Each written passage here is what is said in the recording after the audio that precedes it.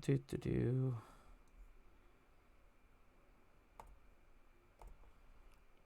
Oh yeah, that's much nicer.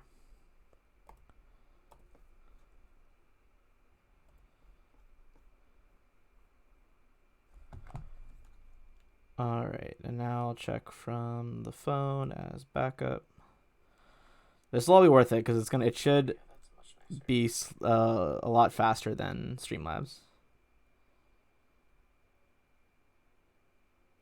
All right, how are we doing? Everybody ready except for whoever went to go get food? Yep. I'm here. Just real close to finishing my spiders.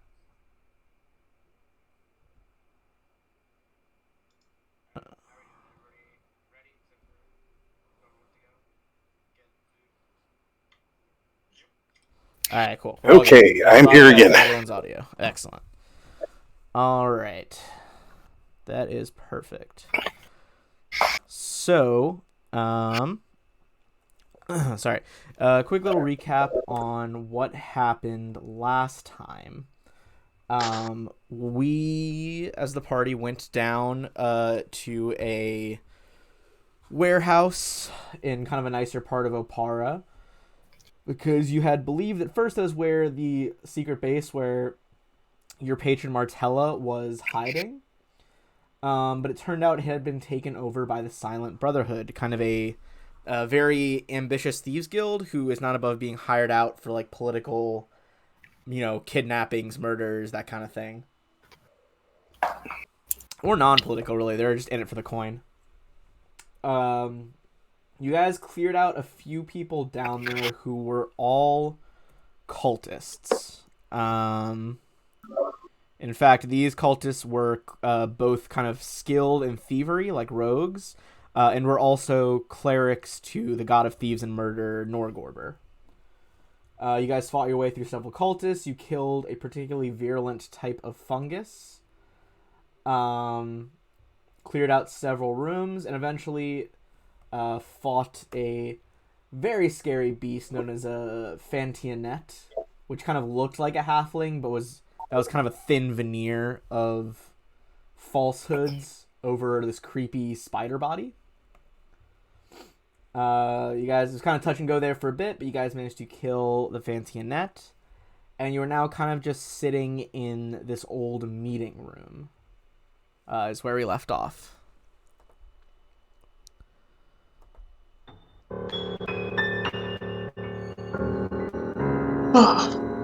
Okay. Some creepy music going.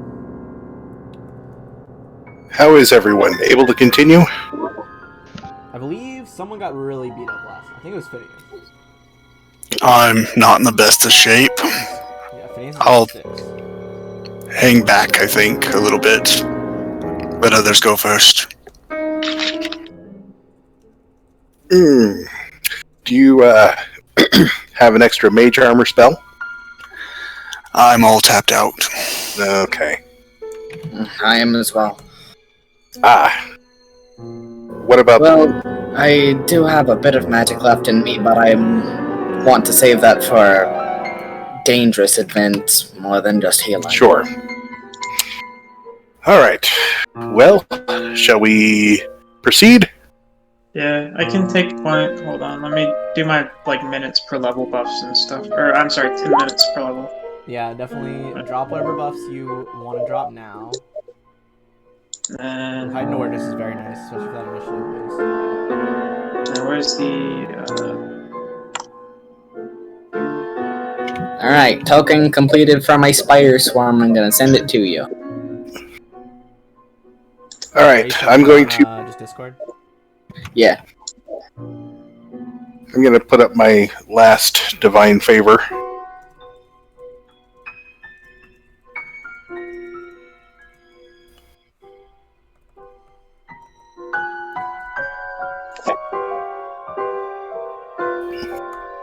everybody ready? Yep. I think so, as much as we can be. Downloading his cute little spider swarm. Can you not say that sentence like that again? There's nothing cute about a spider swarm. It's Okay, like, I mean, it is what it is. hold on. No, I did specifically make it kind of cute. It is. It's a little like little chibi spiders. I will make a better one later, but that is what I could muster in like 10 minutes. That is. I think after our last encounter, Phineas has arachnophobia. I probably would too. To be fair. So if you see like a bunch of spiders streaming out of Tanith, kill him. All right. So. Just to be No. fair. All right. So Olivia got that mutagen going. Very nice. Alright, so you got your alchemical mutagen imbibed. Does anyone have any... Phineas, do you have any potions left? No, but I'm going to use one of the scrolls of invisibility to turn invisible. Valid. Alright, so you guys can go back around the other way, but you would also know that this little tunnel over here kind of leads back to where you started. Okay. And you guys had never gone the southerly direction, if that makes sense. So you're saying the party is facing the wrong direction? I mean, you can loop back around if you want, but it would just be you would just be going back through that hallway of bedrooms for no reason. Oh, I do have the light still casted up on me, so could you give me that radius? On Tana. Thank you. Here, let me. I just have a torch. I saw, like, radiating, so you're radiating bright light to 20 feet. Is torch right? 20 feet. Yep. Okay. You should be good now. There you go. Thank you. Is there traps on this door? That's the door we came in. Oh, Yeah, that's that's the one that we So came Olivia, in. you probably would have kind of rushed back in to catch up with them, having been directed by a very confused thief named Jefferson, who had been spared by your allies and was like, "Yo, I'll send you go this way." But you would have probably come in from this way, Olivia, which leads you back to like the main entrance of this underground base. Okay. Yeah, but they would tell you And that there's- back this way is basically just a bunch of like sleeping quarters and stuff, as this is supposed to be like a safe house. And you did kind of walk through a massacre where we killed a bunch of people. Oh yeah, you for sure walked Yeah. over just like so many bloodied cultists. You were probably very impressed. Which- Horrified, you know. Both. Go with that. Definitely. Impressively definitely. horrified. I love spoilers. So which way are we supposed to be going? We're going this way then? Left. Through this door? Yep. Left? Okay. Well, I was thinking you'd go right, personally. The left just brings you back to the bedrooms. The right is Oh, okay. the right is where the initial entrance was, and in that initial room, with like the There's- spare supplies, you guys had never gone south. Was where you guys hadn't gone. I see. Yes. There you go. Okay. Please, if you all would like to go ahead of me. I don't want to get stabbed again. All right. So you guys got a. Give me 1 sec. I'm just uploading the spiders real quick. Thank you. No, thank You- you. No, that's a term that, I didn't really expect to be hearing recently, but We live in a strange world. All right. So you guys are coming down that hallway. There is a door up ahead. Do you guys want to? What do you guys want to do? Listen at the door. All right. Whoever's at the Perception. door, give me a perception check. All right. I already got our. These are our blue and we all purple got 24. royal dice. God damn, that's remarkably consistent. You guys like move down the hallway in perfect sync. You do not hear anything coming from the next room, however. So I'm gonna remove your light block there, so you guys can see into the next room. So if you 5 foot step forward from where you are, Olivia, you'll be able to see up. There is another door. But let me describe this room to you first. 3 stuffed training dummies stand in the southern side of this stone room. Arrows and daggers protrude from the dummies, while weapon racks stand neatly along the northern wall. Passages exit to the east, north, and west. At least the northern one is collapsed. Okay, well, my spell doesn't last very long, so we need to find the big bad guy. Mm-hmm. All right. So you want to keep going left or try the next door? Did this one? Did you say this was collapsed or this one? That This one, one's it's collapsed? closed, but it's not locked. Okay, I'm gonna listen for traps. Yeah, we gotta hurry. Why don't you just open it?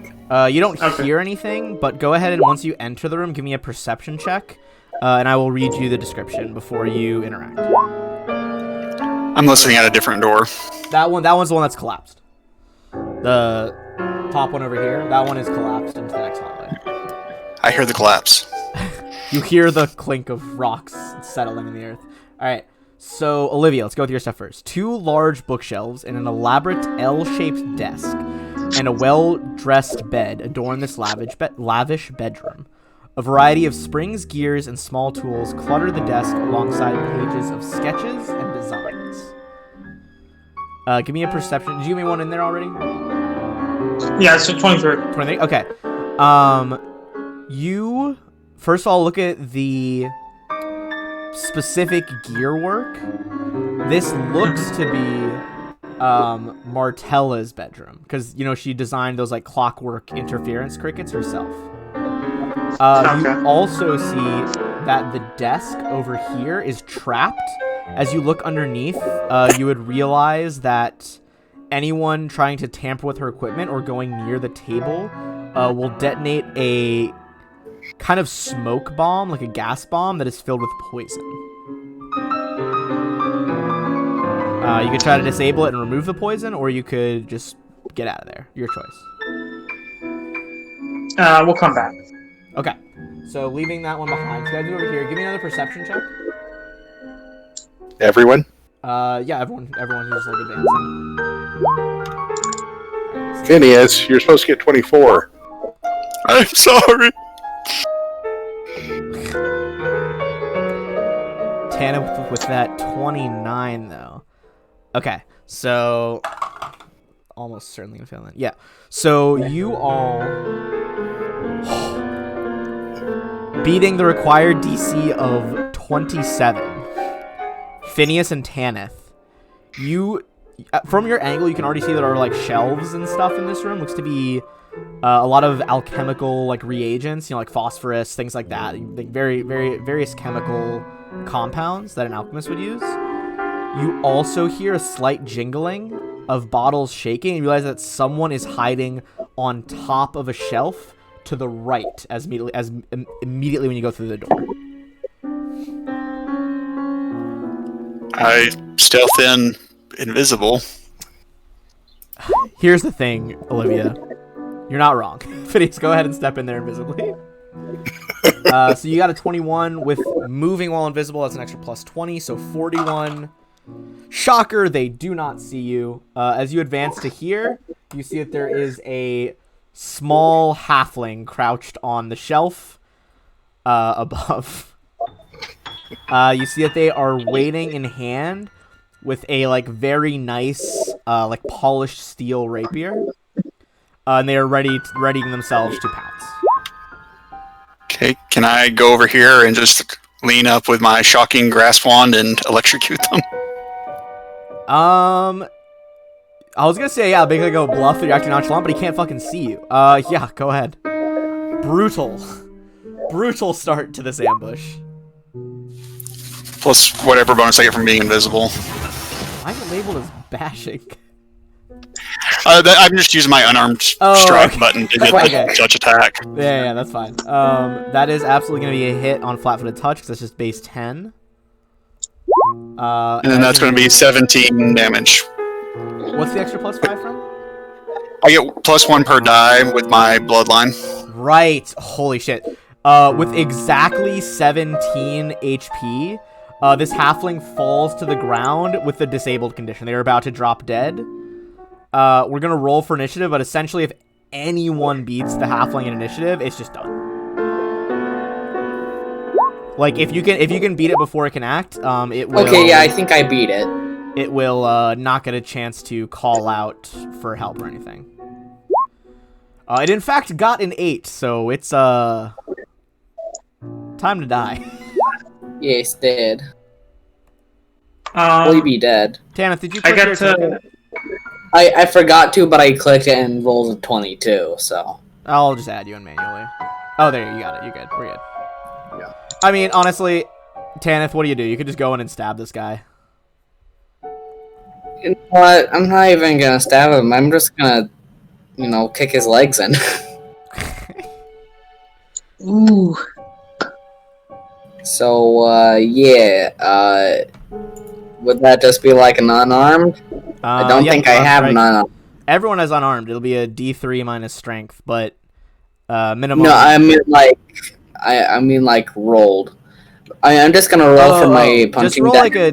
roll with your punching dagger, and we'll adjust. That's a 12. Well, they are prone from the shelf and flat-footed, so that is gonna hit.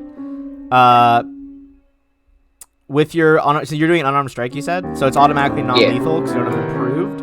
So right away, you just like kick it, like he falls down, and you just like kick him right in the chin. And this one is passed out on the ground.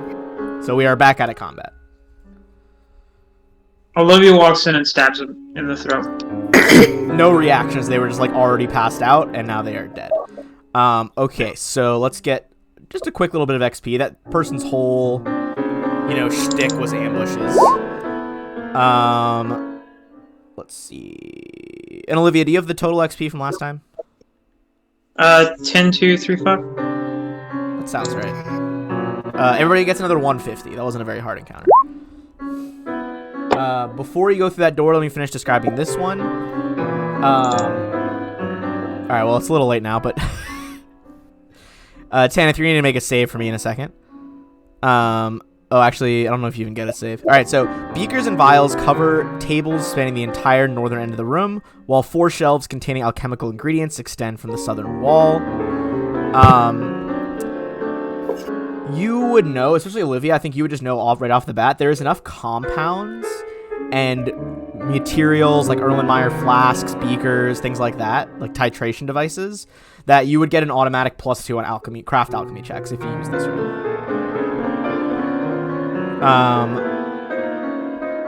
Sounds like you guys are going straight to the next door, though. Tanith, as you get to that door, just rushing over there, you trip over a tripwire. Can we see if my passive perception would have gotten it? What's your regular perception? What's your bonus perception?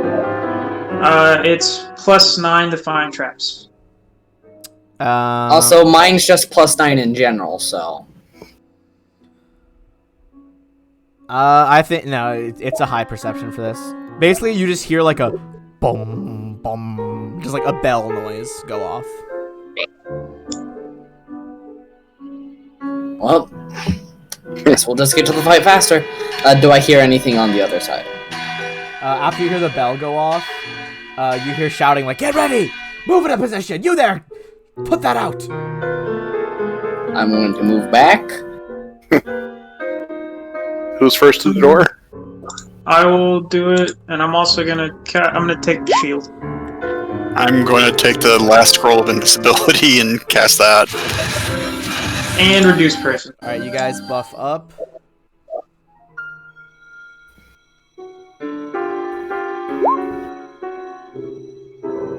Alright. She's a little boy. She's a little baby boy. Let's get some... Hold on.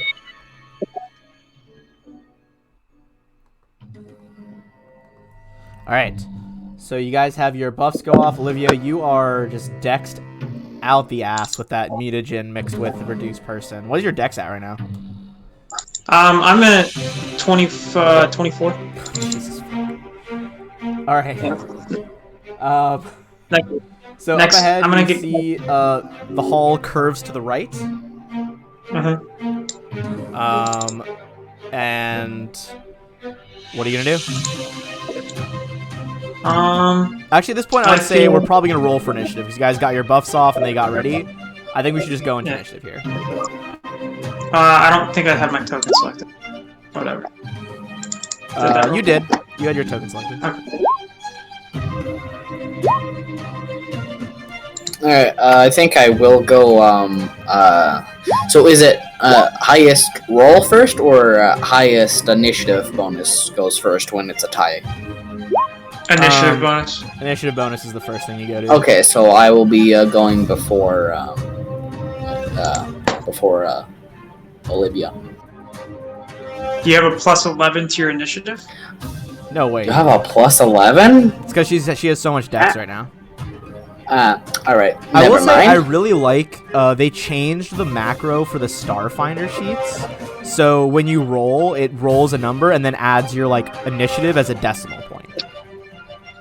Nice. So like if two people get 14, it'd be like 14.11 for Olivia. And that way it just like sorts it out that you can figure it out. But that's Starfinder. We're doing fucking Pathfinder. Let's get into it. Alright. Galatus, you heard the alarm bells. You heard a small female voice basically just yell like, "Get ready!" What would you like to do? Well, I'm feeling especially heroic right now, so I'm going to... Oh, there's the girl. Alright, so as you enter the room, I'm going to describe what you see and who you see. That's the wrong book. What am I looking at? Here we go. Okay. The room here gives way to an open cavern beyond. 6 sets of manacles, evenly spaced along the western cave wall, dangle down to the dirt floor. All but one set hang empty, while the final set secures the body of a beaten and bruised woman. This is, of course, You're kind of dropping Martella out for me. As you enter the room, you do also see none of them beat your initiatives. They don't have any readied actions. But you see there are 3 more cultists. They each have that like signature short sword they grab with their fist that you saw earlier, and you also see the halfling clown you all saw earlier with Silka the Fantabulous. And as you glance over at her, without even a perception check, you can just see that she has like these white gloves on that are just like coated in blood, and there's splatter all over her. It looks like she has been actively A engaged very in naughty girl.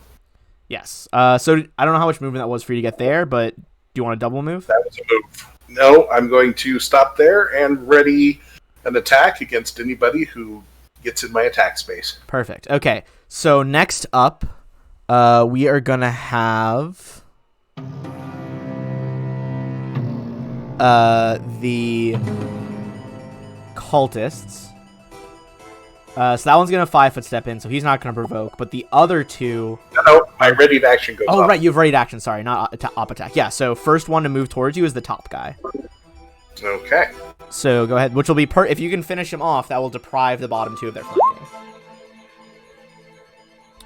Okay, that is going to be a hit, but as your rapier like lashes out, piercing into this guy's stomach, he is still standing.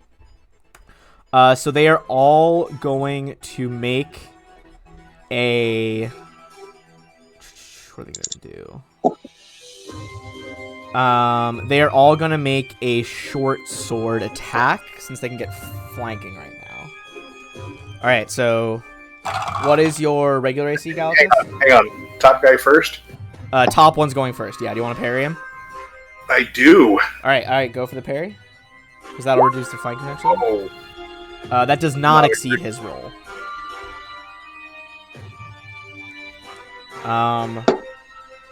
So he is gonna hit. Do you have combat reflexes? Can you do any more parries? nope. Okay, so you try to parry him, but just the strange way he holds the short sword, and he manages to duck under your guard, going for the punch. You are going to take 10 damage. Second cultist, he goes to stab you, manage to bat it away with like the basket hilt of your rapier. And third one is also going to be a hit. Although that time you're going to take less damage, is going to be 6 damage instead of 10. Okay. That is the cultist's turn. Brings us to Machiavelli, who is currently by the potion room. Also, this room is lit by torches, so it is well lit, for those who are wondering. Lit by about 3 torches. I can't see in this any further. Is there light down here? Yeah, if you keep going forward, there's like light spilling out of the room up ahead. Oh, Okay. You have to go this way. Can you see now? If you go up, just go up to. Oh, weird. And will I take an attack of opportunity going there? Oh, if you go to there, you would. Okay. Yeah, I'll. there you can attack with flanking.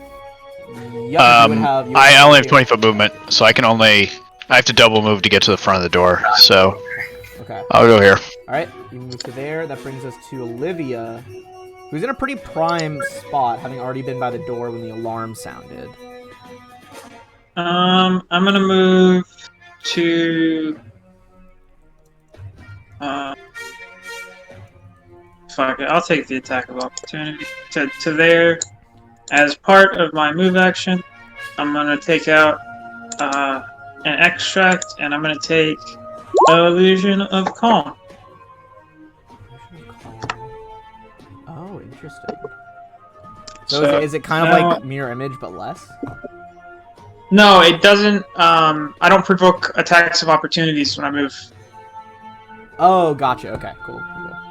Yeah. All right, so you get your illusion of calm on. They don't get their op attacks, but that was still your standard, right? Was drinking that?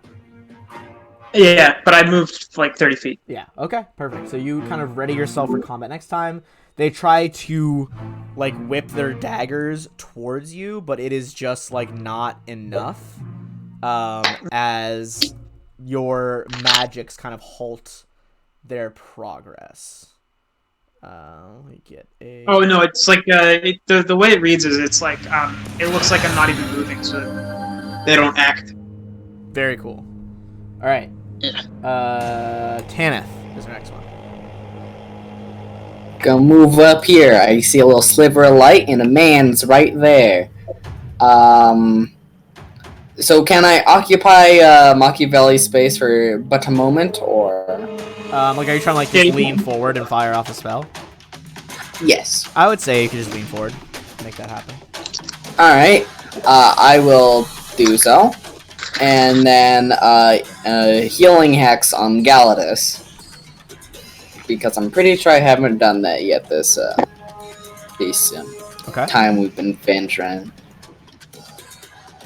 Go for it. Alright, so you get a healing spell off. And then I healing will Galatus from unlean. distance, so Galatus gets 6 back, which rectifies the last stab that he took. And you were doing something else as well? And I just lean back, so I'm out of kind of the field of view of all the other people. Alright. Alright, so next is going to be Wasilka the Fabulous. So she already has those buffs active.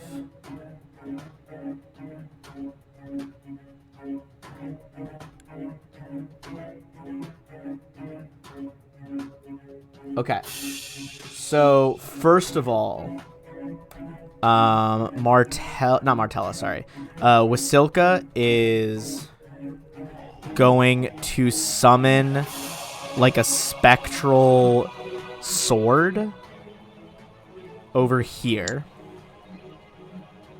And then she is going to 5-foot step in and get ready to start attacking. But her sword, her spectral sword, is going to try to hit Galatus now that she is flanking with that. As a nat 1, though, so it does not. So this display of divine magic is the total of Wasilka's turn. That guy's out of the order, obviously. So that brings us to Phineas. I'm going to go in. 2, 3, 4, 5, 6. Oh boy. And I guess with my invisibility, I'm going to attack this one with Wand of Shocking Grasp. Alright, go in with your Wand of Shocking Grasp. Oh, you can, I don't know if you can occupy the same square as that invisible sword, though. Or the visible sword. Oh, okay. But you could still grab him from here. The one, like, right below. Okay. And then I'm flanking, aren't I? Yes, With with Galatus? Galatus. Yep. Alright, go ahead for the touch AC. Or against touch AC. That is not quite going to do it, as he like dodges, not really out of, you know, in your presence. He's kind of like ducking and weaving because he's afraid of Galatus and Olivia. But because of that, it becomes an issue for you, and you can't touch him. That brings us back to Galatus, who is really He's spoiled. invisible, right? So it's 9. I guess 9 wouldn't beat his touch, flat-footed touch anyway. 7 still wouldn't beat flat-footed touch, even though he's invisible. It would reduce it to like a base 10. Yeah, no, but it would have been a 9 because it's flank. But Oh yeah, I mean, Question. even with the 9. Go ahead. Ben, were we supposed to add our level 4 stuff in yet? Because if we Not are, yet, I but you have get another the, plus 1. But you get the you get the health. Health? bonus. Yeah, you get the health. My like second wind homebrew. So you get Okay. your health die from leveling up, but you guys haven't slept yet, so you don't get the full. That's basically all you get from the level 4 benefits. Okay, just making sure. All right. So sorry, I lost my train of thought. Galatus, you are in the center of spiritual weapon, 3 cultists, and Wasilka. You're kind of spoiled for choice here. What would you like to do? What kind of shape is Martella in? Martella looks really fucked up. She is like barely conscious. Her head is like lolling on her shoulders. Alright. So, I'm going to use acrobatics and move to there. All right, go ahead and give me a roll versus their CMDs. Ooh, that's pretty good. All right. Right off the bat, I'll tell you that is going to beat the cultists CMD. I just have to double check with Silka. Yeah, sticky keys, whatever. Fucking fight me, computer. That is also going to be with Silka the Fantabulous. You duck and roll, skirting the wall around Olivia, make it to here safely. Okay, then I'm going to drink a potion of Cure Light Wounds. Alright, you get that potion off. Brief healing surge flows through your body. You see your wounds begin to seal up. What's that roll? It's a light wounds, you said? Yep. D8 plus 1. Oh, boo. Well, hey, better than 1. Okay. So that kind of fucked with their plan. How the fuck? I Okay, didn't so like your plan. this guy right here is gonna try to acrobatics through his allied square of the sword, but he's gonna have to beat Olivia's CMD or get op attacked. Olivia, what is your CMD right now? It is 16. Same. Okay, so going through... Okay, so he is going to successfully, with a 20, get past both of you guys. Prime position for him to attack would be on Olivia to get that flanking bonus. So, Olivia, what is your AC now with all your crazy dex bonuses? 25. Alright, that is barely gonna hit. For a 6 damage on Olivia. The one across from him up top that's been stabbed by Galatus also going to go in for Olivia. That is going to be a miss. Olivia, you managed to like dodge out of the way of that one because you were so... I mean, what are you like now? Like 2 feet tall that you shrunk yourself? You easily dodge out of the way of his sword. I think I'm like 3 feet tall, maybe. Oh, like two and a Two and a over bit. 2.5. Alright, fair enough. Yeah. I think Half the inside. third cultist wouldn't want to block with Silka's chance to flank. So he is just going to 5-foot step. Actually, no, from back here, he is going to cast a spell on himself. You see a brief sphere of energy like coalesce around him. And you guys already identified them doing this earlier. With the clerics you killed earlier, he is casting a Shield of Faith spell. With his armor bolstered, he steps up next to Olivia.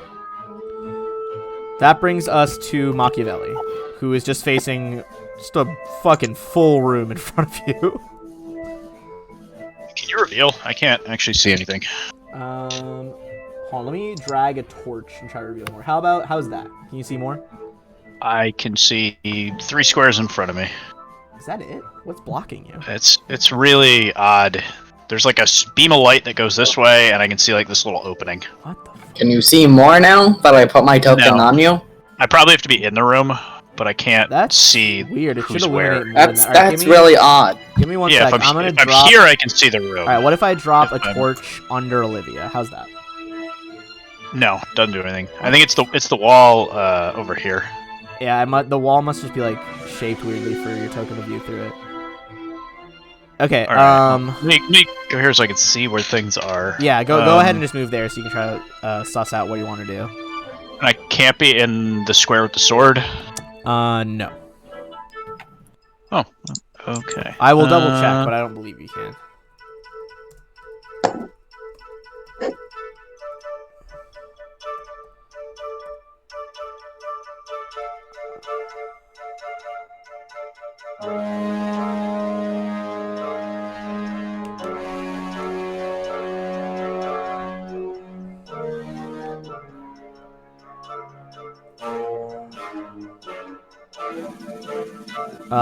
No, I'm pretty sure it just occupies that space.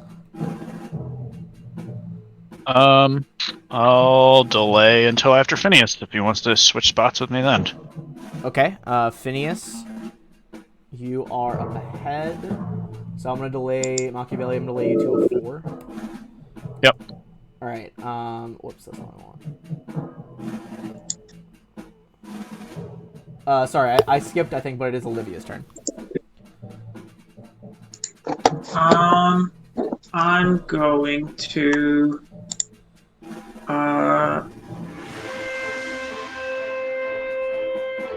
I'll attack the dude that's behind me. Okay. The one like down to your right. Yeah. All right, 17. That one does not have his Shield of Faith up yet, so that is going to be a hit for 5 piercing. Still standing though. And do you want to do anything else? Yeah, actually, I'll just I'll move up to here. Okay. You want to do an acrobatics check? Don't provoke. Oh, right, the spell. Okay, so you move to there. Okay. Or actually, I'll go like right here. Okay. So that is gonna be Wasilka's turn. I No, believe it's It's me. Oh, I must have like triple clicked. Yeah, Tanith, it's your turn. Okay, does the sword op attack? The sword can op attack, yes.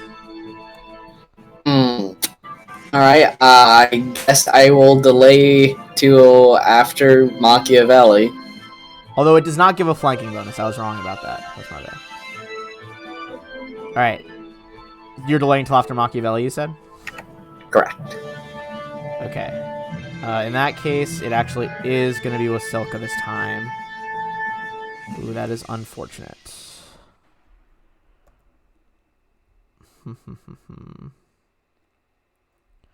Alright, so she is gonna 5-foot step to here, even though it doesn't give flanking. She's gonna have to redirect the weapon to attack Phineas as her like move non-move action. Or, not Phineas, sorry, Galatas. Galatas, you're gonna be able to parry away that ghost sword, no problem. But that means that Wasilka is gonna go in here. Oops, that's the wrong stat sheet.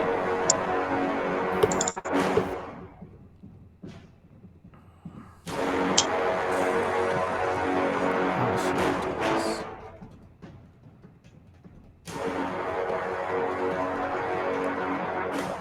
Okay. She is going to try and stab with a dagger on Olivia. That's a potential crit, as the dagger has been keyed.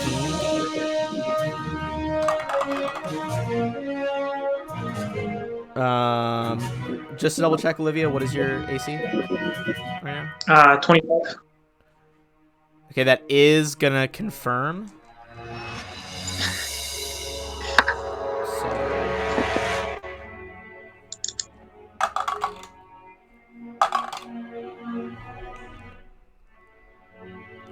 You are gonna take 16 damage as she takes this like sharpened magical dagger and just drives it up under your ribcage. And then you see her pull out this little puppet that has a like red jester hat, and she's like, "How was that, Duke Squiggles? It was great!" And then she has Duke Squiggles lick the blood off the knife. Phineas. Okay, then. Oh yeah, she's way crazy. I'm guessing since I'm invisible, I don't provoke attacks of opportunity. You're does that not work? invisible after you attack. You tried to attack last time though, so you wouldn't be invisible still. Oh, I thought I had to actually interact with something before that dropped. Took a hostile action. I believe Okay. if you tried to hit them with like a damage spell, it would just it would trigger the, cause you're like crackle with lightning, kind of like dissipating the illusion essentially. Is how Gotcha, I picture okay. it. Alright, then I will try to flurry of blows that one. Okay. Or actually, I'll start my flurry of blows back here, the one next to Galatus. Okay. Alright, go for your first attack. 15 is not going to be a hit, even without his Shield of Faith, and neither is 3. So he has to duck out of the way of both times to try to swing 1-2 on him. And I guess that's my turn. Oh, and Galatus, I mean, not Galatus. Phineas, if you could you maybe move back? I have something.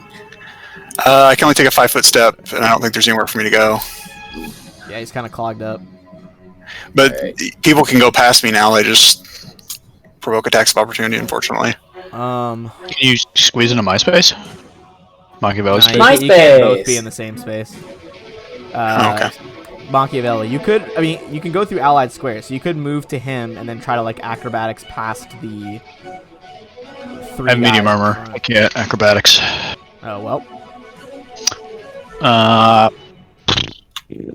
Are we sure that the sword actually occupies a space as far as like movement? I am double checking again. There's a lot of text, but I didn't see that it shouldn't. Okay. I didn't see that it. A favored weapon. Strikes.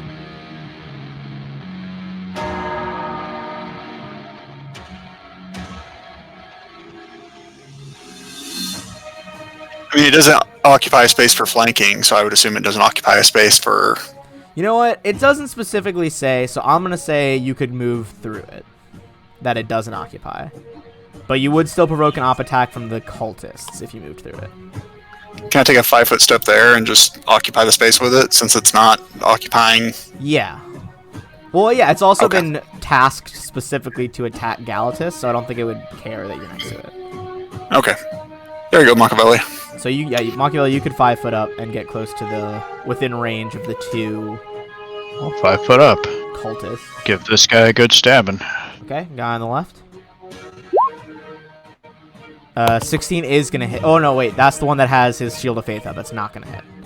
As your blade Bastard. just ching and your shield boom bounce off this sphere of holy energy, which since she is a cultist of Nordgorber, it's kind of this like black oily substance with a little bit of mirror effect or rainbow effect. Is when he, you see oil on water. Is he a human? He is a human. Does an 18 hit? Does not. It's actually 1 shy. They have 19 when they have their spell up. Womp womp. That is Ben. gonna be Tanith. Hey Ben, Yeah. you didn't give me my flanking bonus on my unarmed attack against the guy over there. It would have been a 17 to hit. Oh, sorry. I thought you'd factored in flanking yourself. But yeah, 17 is gonna hit that guy. So Okay, that so would you be 3. 3. Okay. He's still standing, but that's something. Because you had been flanked with Galatus. Tanith, go ahead.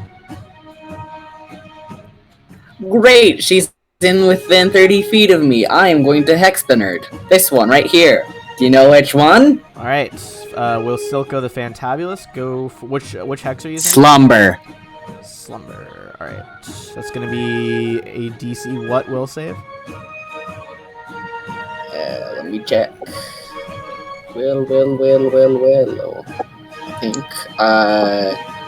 Is it a will save? Will save. It is 16. Okay, 16 will.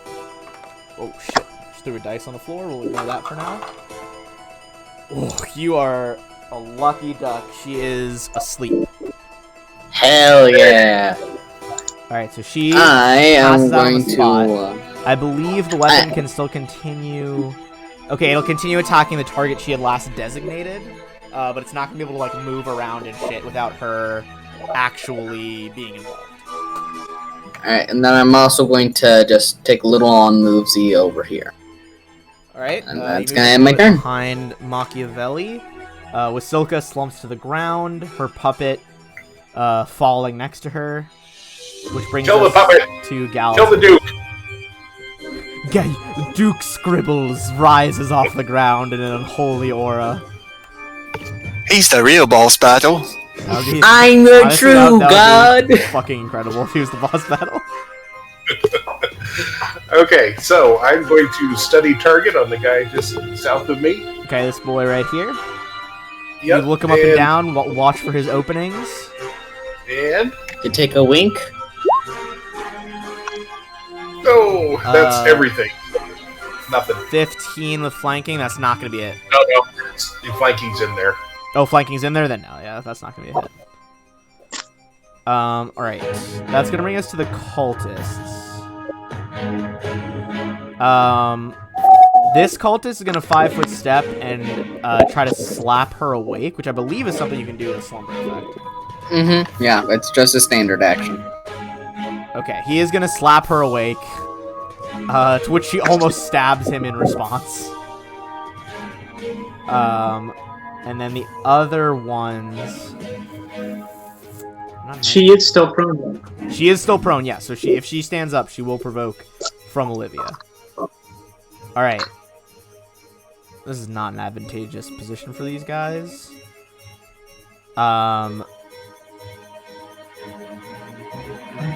So this cultist is going to 5-foot step, and he's going to try to draw you guys out a little bit so you can get into some more advantageous positions. He is going to point at Phineas and say, "Come here," as he casts a spell on you. Give me a will save. You resist the effects of his enchantment magic, and he burns. Wait, did he just cast a spell? He did cast a spell. Oh, he has to roll concentration because your Olivia's right there. Yeah. He did succeed, but Phineas resists the spell. So you throw off that command spell. He burns the slot. Looks kind of frustrated. See him frown angrily. And then final cultist over here. I think it's just gonna be evens odds. He tries to stab at one of you with his short sword. Let's say evens is Phineas, odds is Galatus. Galatus, he's gonna go in for a short sword stab. Does a 16 hit? Unfortunately, it does. Okay. Well, he doesn't have sneak attack this time, so that's not good. Alright, you're gonna take 4 damage as the short sword kind of slashes across your ribs. Alright, that's gonna bring us to Olivia. So, Olivia, you got... Did he cast? Did what? Did he cast defensively, or did he just decide to provoke? He made the check to cast defensively. Okay. So you have a full health cultist that was stabbed by Galatus, and then Wasilka, who is just prone on the floor right now. Yeah. Well, I'm going to 5-foot step up here, and then I'm going to attack the prone halfling. All right. So you 5-foot step around her, kind of keeping your blade focused on her at all times. Even without the +4, that would absolutely hit. So you're gonna deal 4 to Wasilka. Yeah. All right. Anything else you want to do? As part of the 5-foot step, I'm gonna draw my my Cure Light Wounds extract. Okay, you pull an extract, small potion vial from your pocket. You're ready to pop the cork off. Oh, I just realized my camera's off for you guys, but I have a little potion vial. I imagine this is like extract size. Alright, so you pop the extract, get ready to drink. And while you do that, it's going to be with Silka. She is going to stand up. So that'll provoke from your rapier. And it still has the +4. On a nat 1, though, it is going to miss as she manages to roll out of the way. But you stab the puppet by mistake. And she's just like, Mr. Scribbles! So her move action is standing up. And then she is... Okay, because that wasn't an actual move, so she can still 5-foot step. She's going to try to 5-foot step back, and she's going to point a long gloved finger at Olivia. Olivia, go ahead and make me a will save. Ooh.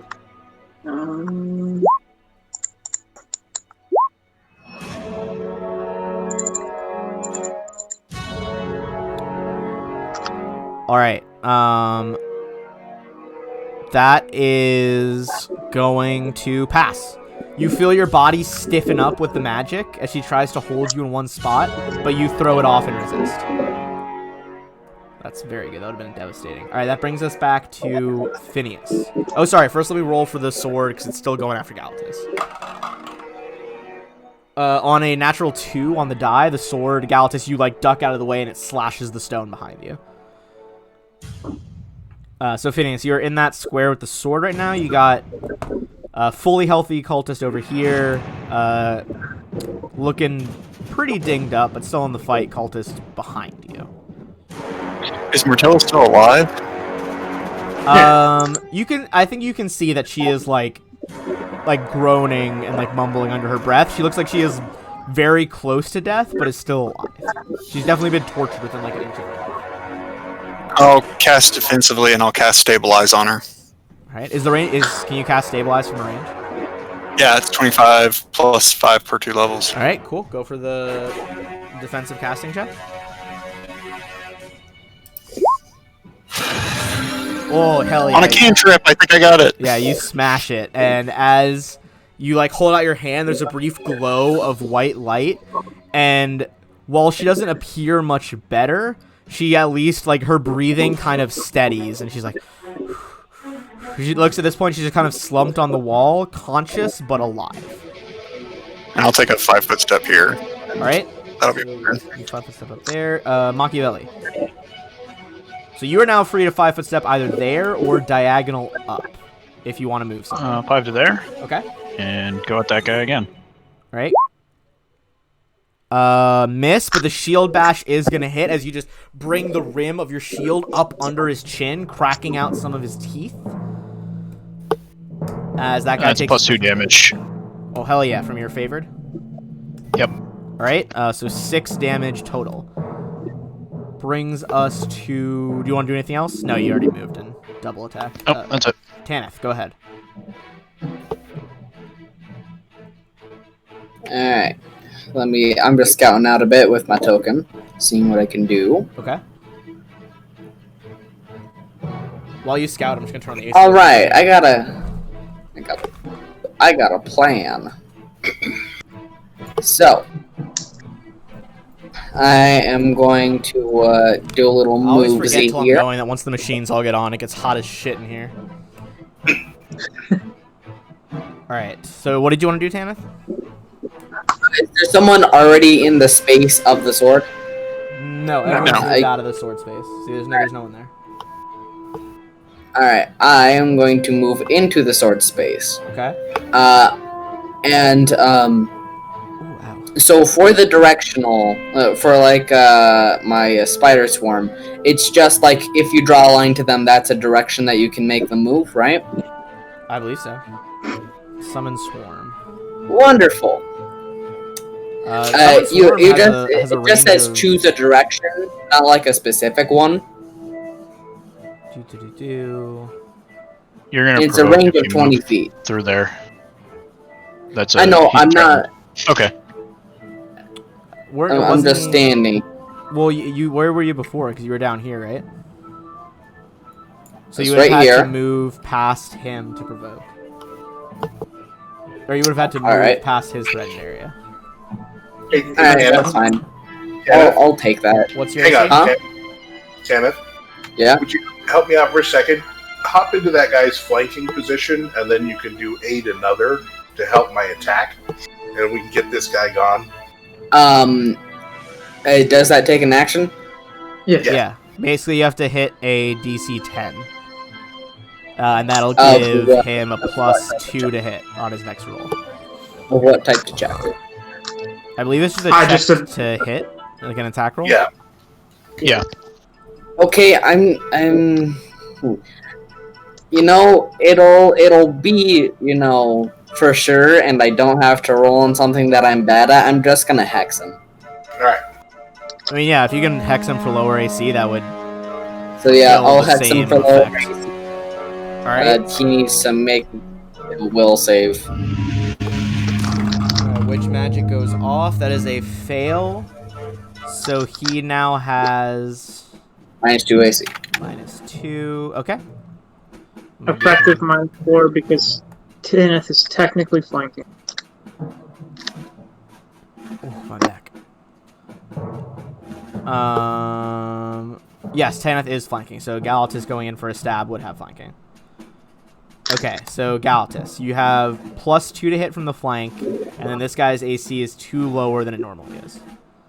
All right. I've already got flanking added into my attack. Okay, So, well, I think I pretty much hit him. that is for sure going to be a hit, but he is barely alive. Well, I didn't roll very well. Which brings us back to the cultists. Okay. Needing a chance to try to flank. This one is going to 5-foot step in under the sword. And both of these cultists are going to try to stab Machiavelli with flanking. Alright, that is a 22 and a 16. I assume only one of those hits? Both miss. Both of them missed? Damn. Okay. You just like drop down, armor blocking, parrying away 2 swords on 2 different fronts, successfully blocking both of their sneak attacks. Which brings us to this guy. He is... Ruling? Is there anywhere he could get flanking? He could flank Machiavelli, so he's going to do a last-ditch attempt to try to flank Machiavelli. Alright. That time, it is going to be a 24. No. Alright, then all 3 attacks miss as they go in for Machiavelli, which brings us to Olivia, who is looking a bit rough, but for now the cultist attention is elsewhere. And Wasilka is standing and is 5 feet away from you. Running away from me. God damn it, dude. Why did that not roll? I can't even tell the macro now.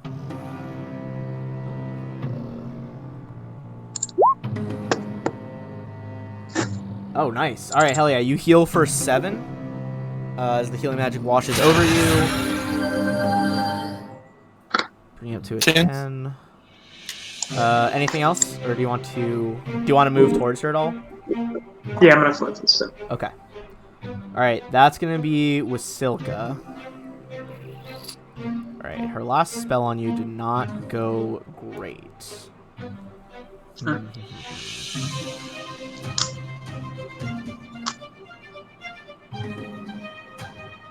Alright. So you have moved to there. Alright, she's small enough to squeeze into this top square over here. She's gonna 5-foot step, and she's gonna yell at one of her. She's like, "One of you idiots, get over here and distract her!" As she tries to get a flank for next turn. But for this turn, she is going to just try and go in with a stab. And that is going to be a 17 to hit with the dagger. Nope, not Alright. even close. You duck out of the way as this battle of the two and a half foot tall fighters really heats up in the top of the cave. Phineas, it is your turn. So you got a low armor guy below you, and then the other one's over here. Okay, I'll start a flurry with the low armored guy below me. That's without the flanking and so it'd be a 14, and then his lower AC. -2. With all of those factors in, that is exactly going to hit. So I punch him in the kidney hard. And he is just, hold on, the sword's in the way for me. You punch him in the kidney, the organ just ruptures, and his system begins to go into failure. The first cultist is dead. I'm going to drag him in the cave so that area is less cluttered. But that is one of the 3 cultists down. And then I'll take a 5-foot step and take my second attack on this guy. Top guy, okay. Go for your second one. That is the one who is not Shield of Faith right now, so that does hit, but only does 1 damage. As you kind of just... As you're trying to step toward him after that, like, brutal kidney shot, you just don't have quite enough momentum. You just get, like, a Can I just slight... flick him in the nose? Yeah, you flick him right in the nose. Which brings us to Machiavelli. Machiavelli, you got 2 weakened cultists. Hey, Machiavelli, could you go for the top one? Also, hold on. Retroactively, I'm going to do one more sword swing on Galatus from her spell. That spell's going to run out soon. Galatus does a even 20 hit.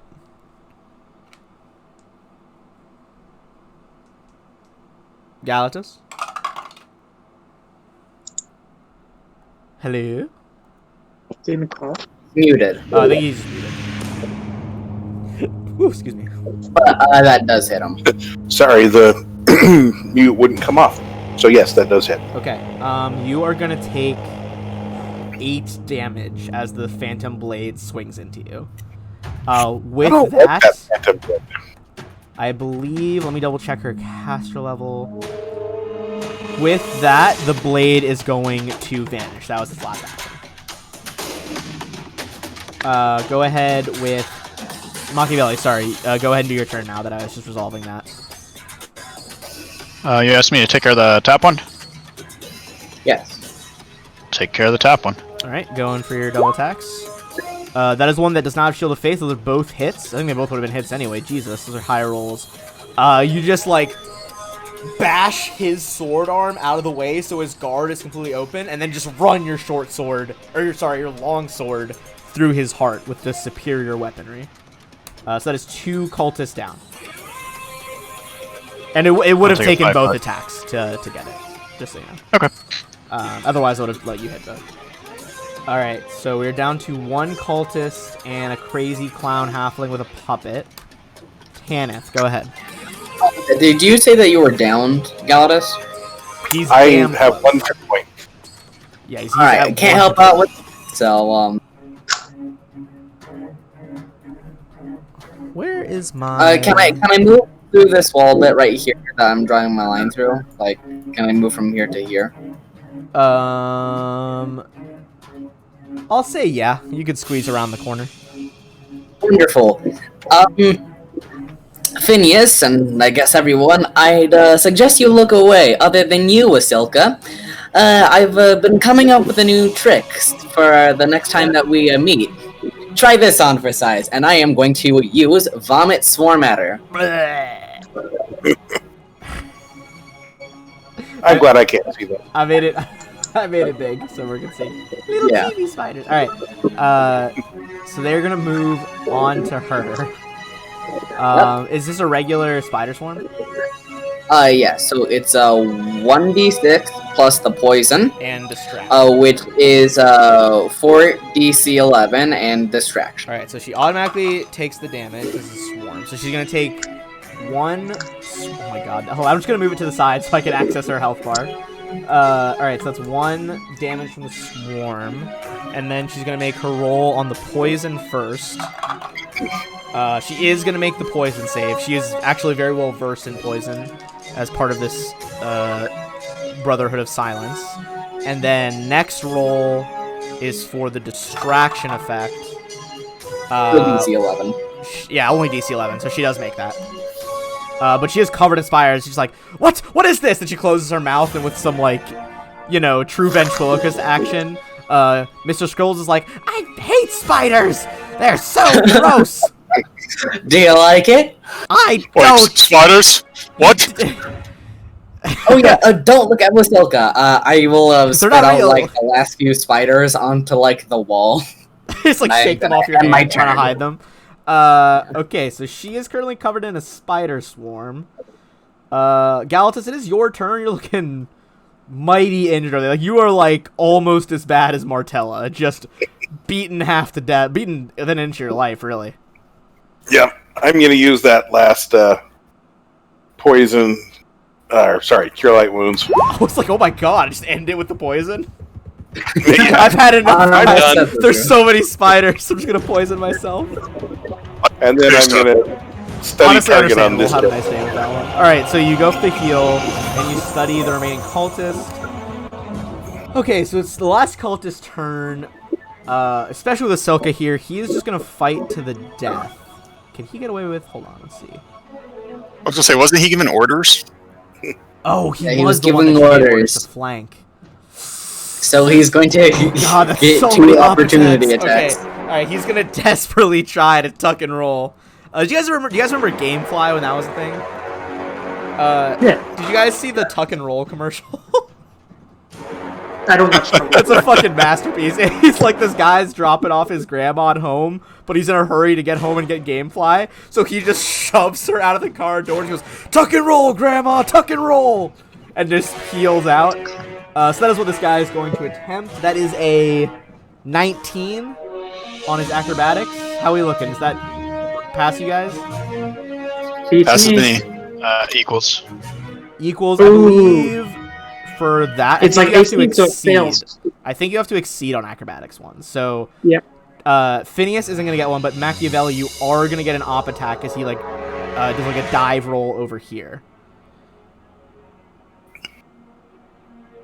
I think he gets away. Oh, does it? Is it What? tie goes to him? Let me see. Let's double check. No, it's like AC. Yeah, tie goes to defender. What to do? No. It's like AC. He fails.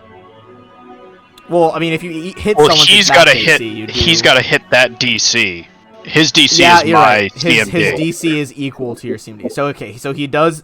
I was thinking of he has to exceed it on the checks to move. So, through yeah, the something. other way around. Yeah. Okay. So he is gonna get away.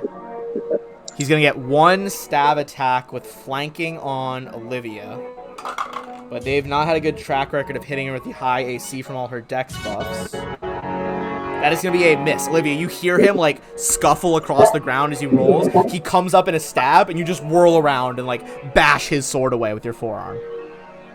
That brings us. Your very small forearm. Your very small forearm. It's all about like, you know, like Tai Chi type of stuff. You using your opponent's body weight against them. Olivia, it is your turn. Okay, so I'm gonna 5-foot step up to where you can move the swarm into. Yeah, we'll just know that I'll move the swarm over here now. We just know the swarm is on her technically. Yeah, and then I'm gonna, stab her with my sword and do 1d6 minus 1. All right, you deal 1 piercing damage to Wasilka. Okay. So she is taking a little bit of damage. She's like, "I'll bury you all down here! How dare you mess with Wasilka the Fantabulous!" So she's gonna. I'm sorry, but you're a puppet. You're a puppet of the bourgeoisie. Well, she's got us there. I mean, yeah, that's what you guys are. I am a puppet. Alright, so she's gonna 5-foot step away from the fucking swarm of spiders trying to eat her. I don't think you can even do that, can you?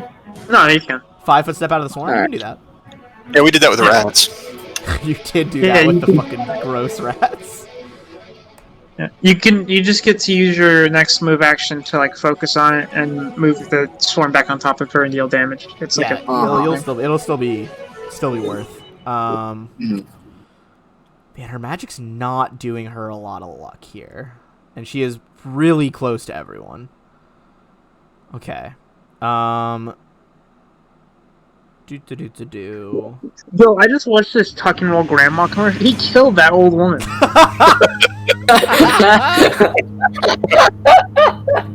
She's dead. That thing was going like 15 miles an hour. Like,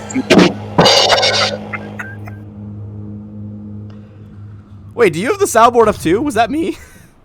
I have my own. Okay, all right. I thought I was going crazy. I was like, holy shit, I didn't hit that one. wait, I thought I had like Somebody hit me with left. the I thought I book. had left a book on top of my fucking mouse or something. Okay, so she's gonna do some of her war priest shit. And she gonna try to just stab Olivia. Actually, Olivia's exceeded all attempts to be stabbed. I think she's gonna go for Tana. no, she bit the fuck out of me earlier. I don't know what you're talking about. Oh, she did hit you earlier. You know what? She is... It's going to be half and half, because you have been stabbing her, and he summoned a gross swarm of spiders. So, let's do... Oh, where's my fun coin to flip? I don't have it out. Alright, highs or lows? Do you call highs or lows? I call 2. Call two. Alright, highs or lows? 250. Heist. Alright, this is going to be a... This is going to be Tanith who's going to try to get hit here. Okay. Alright, Tanith. It beats my armor class. You don't even. Yeah, it's 16, so it beats you. Alright, so... If I could manage to just stop dropping D6s for once in my life, that'd be great. I love dropping things on my enemies. Holy shit, are you kidding me? What a fucking waste of fervor. Alright, on her 3d6, she rolled 1 on every one of them. So you're gonna take 7 damage total. Tannis just kind of braces for impact with this knife, and then it just kind of like only jellies his organs a little bit. Wow, I really expected more from you, you puppet nerd. Poggers. That could have been like 18 damage. She got like a 7. That's why rogues suck absolute. Like, Well, she's actually not even a Darn. rogue. She is a combo. She's a rogue Yeah, war but- priest. yeah, but D6s, you know. Fair enough. Alright, well now it is Phineas. I take a 5-foot step, I make him my studied opponent, and then I tase him. Jesus fuck. Okay, that is Oh, well, that's a 13. 13 against his touch. I think that's gonna be... Nope, that is gonna do it on the cultist. That does do it. Go ahead and roll that damage with your... And tell me how much extra. Oh my god, doesn't even matter. 22. Hold on, where's my lighting? He is just absolutely disappears in a crackling burst of electricity and just falls to the ground smoking. Alright, so I that's, do not like spiders! as he goes Phineas, down, he's Phineas. just like, I wasn't the one who summoned the spiders! Phineas, it was Kenneth. with Silka and Mr. Scribble both just go, ooh. Alright, that's Phineas on that crazy fucking taser attempt. Machiavelli. Walk up, stab. Beautiful words. That does not yes. hit with Silka. She has better AC. As Sun Tzu once said, walk up and stab. Yeah, weirdly, Did that read was in that my there. fortune cookie the other day. Alright, so she ducks out of the way. That brings us to Tana. So move action, you can concentrate on the spiders. I assume you're still going to do that. Alright, yeah, I am going to 5-foot step. And then spider her. Okay, so she's going to take the d6 automatically. Roll to 6, so max damage from the spiders. As they continue to bite her all over. This is going to be her against poison DC first. Oh, that might fail. What's the DC to poison? 12, right? 11. It's going to be close. Fortitude. She is just going to make that. And then let's go for distraction. Mm-hmm. Distraction 1, she smashes. She's fine at that. Okay. Alright.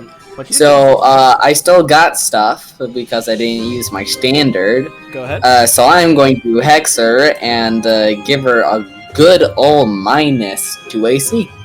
All right. So please make a will save. All right. So your hex goes off. So you gather up that like same dark purple witchy energy. That is gonna be a fail. So Wasilka now has a -2 penalty to AC. Let me check how many turns it is. Is it a round per level? I think, or maybe more. Also, 7 rounds. 7 rounds. Okay. Also, now that we are streaming from OBS instead of Streamlabs, you can tell on the stream, at least from my end, the bitrate it's been good all night. This is way better. It's gonna make for a much cleaner episode. All right. So she has failed that, and you did the swarm. So that brings us to Galatus, who is now at least a little bit healed. Minorly. But Yeah, you know what? healed. Maybe I can finish her off. Get in there. Don't mind the spiders. All right, you do technically have. I feel like I should This campaign isn't with the insanity rules. They introduced those, I think, for Strange Aeons. But I feel like we should introduce it solely for spiders. Oh no, you're good. You're good. So you do have flanking with Olivia because Olivia has a melee weapon now. Yep. Right. I wonder, can you flank with spiders? You can't flank with a swarm. I don't believe. I refuse. Hey! Now 20, a 10 does not confirm. Well, it's flanking and it's a -2 to the No, I've got AC. flanking added in. Alright. Yeah, even with that, it's not gonna do it with only a 10. But that But does still, you for rolled max damage. max damage on the rapiers. You stab into her from behind for 9. At this point, she's actually starting to look pretty injured. Like before, she was covered in Martella's blood. The fabulous little halfling is now for sure starting to get some injuries. Another 5 from Olivia. Wasilka is not looking nearly as good or confident at this point. So that's gonna be her turn. Olivia, do you want to do anything else besides stab, or just stay where you're at? I'm going to 5 foot over here so she can't get out of flanking. Okay, noted. All right, so she. Oh fuck! Actually, never mind. Because she could just step back to where I was at. I'm done. Well, she can also just 5 foot step to here as well. Yeah. So she's gonna 5 foot step there to get away from the spiders. So that does now represent where the spiders actually are. She's gonna try to do her whole War Priest Fervor attack again. This time on Olivia, as you're the only one in range. 28 to hit. Actually, that is a potential crit because she has the keen oil on her dagger. Does a 21 confirm? I don't believe so.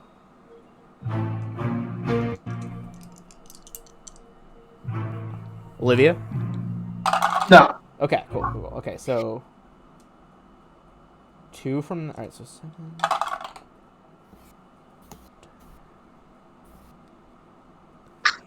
Ooh, you are going to take 16 damage. This time she drives the knife straight through your stomach, and as you feel that cold bite of steel, you drop unconscious.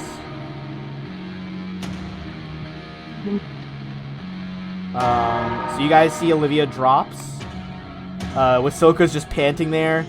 Again, lets the puppet just lick the blade clean as she smiles. Red blood splatter all over her white makeup. Phineas, it is your turn. I cast Stabilize on Olivia. Oh, nice. Okay. So you go in for the Stabilize effect. And even though she doesn't gain any health, Olivia, you are no longer bleeding out. And I use my move action to study the Wasilka. creepy little doll person. Alright, you study Wasilka. Machiavelli. 5 and attack her. She's -2 AC, right? Yeah, she is still hexed, so she has the -2 AC. Yeah.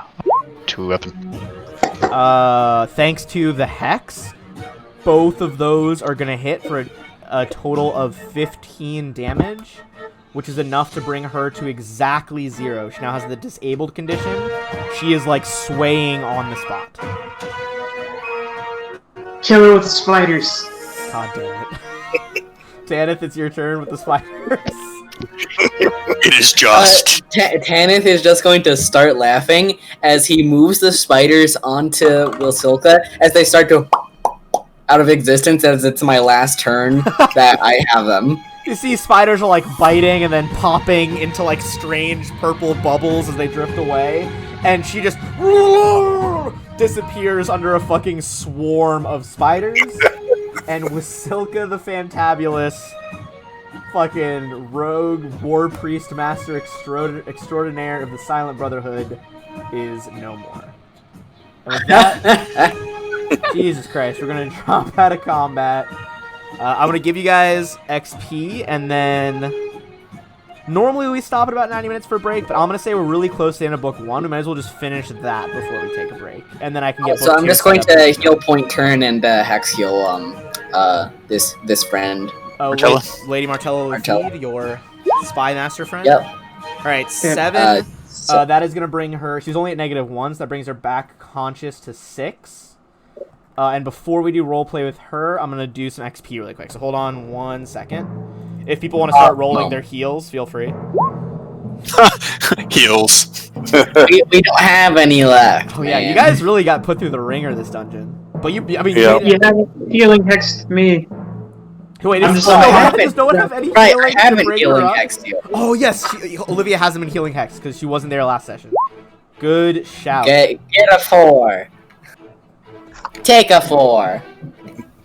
And you guys probably aren't gonna level from this because I think you're supposed to be level 4 at the end of book 1. We're probably just gonna get like 14,000 XP and then be pseudo Okay, level 5. whoever killed Wasilla the Fabulous. Wasilka the Fantabulous is actually a CR 15 creature, so Oh, Right. Holy moly. no, I'm just fucking with you. All right, so everyone gets 600 XP from that encounter. You spelled it just so wrong, man. What? Well, when I wrote it's it in not chat? Wasilla. What do you mean? I put her in the. No, What's her- in our spreadsheet. what's I her- was just write it in They the spelled spreadsheet. it Wasilla. Look, What's her name? I gave you all the handout Dramatis Personae for the Senate mission, and she is spelled correctly in that. Well, yeah, but people spelled her Wasilla in the party record. Wasilka. Well, how is it spelled? To me, she's just a bitch that summons spiders. Stupid. Yes, very much so. He got hit on the head too hard. He's like positive it was her. To be fair with Well, she- misspelling her name, she also called herself the Fantabulous. So I mean, grammar is not really in the realm right now. Yeah, she's a half-hand. You're not the very best at English. Okay. I assume she summoned the first spider that fucked up Phineas, so that's what I'm going with. She did make a deal with her god to get that thing in. So yeah, it's Wysssilka. That's how you spell Wasilka. Correct. All right. She's you're gonna mad fix dead it. right now, though. Okay. So, whoops. All my screens just got minimized for some reason. Okay. Sorry, I was just on Wasilka's stat page is on a whole different part of the book, so let me just tab back up to you all. All right. So additionally, I gave you guys 1,200. Everyone here is going to get an additional 1,600 as a story award for saving Martella Lafide as well as defeating Wasilka. So, did we get 600 plus 1,600? Yeah, 600 plus 1,600. Okay. We can search for treasure after you guys talk to her. But Martella kind of like leans up. Well, it seems I picked right for my spies. Would you care to untie me? You would find a I'm key to not her very- manacle for sure. We'll do the talking here. And Olivia says that she cuts the rope off. All right, yeah, you get her out of her bindings, and she's like, "Jeez,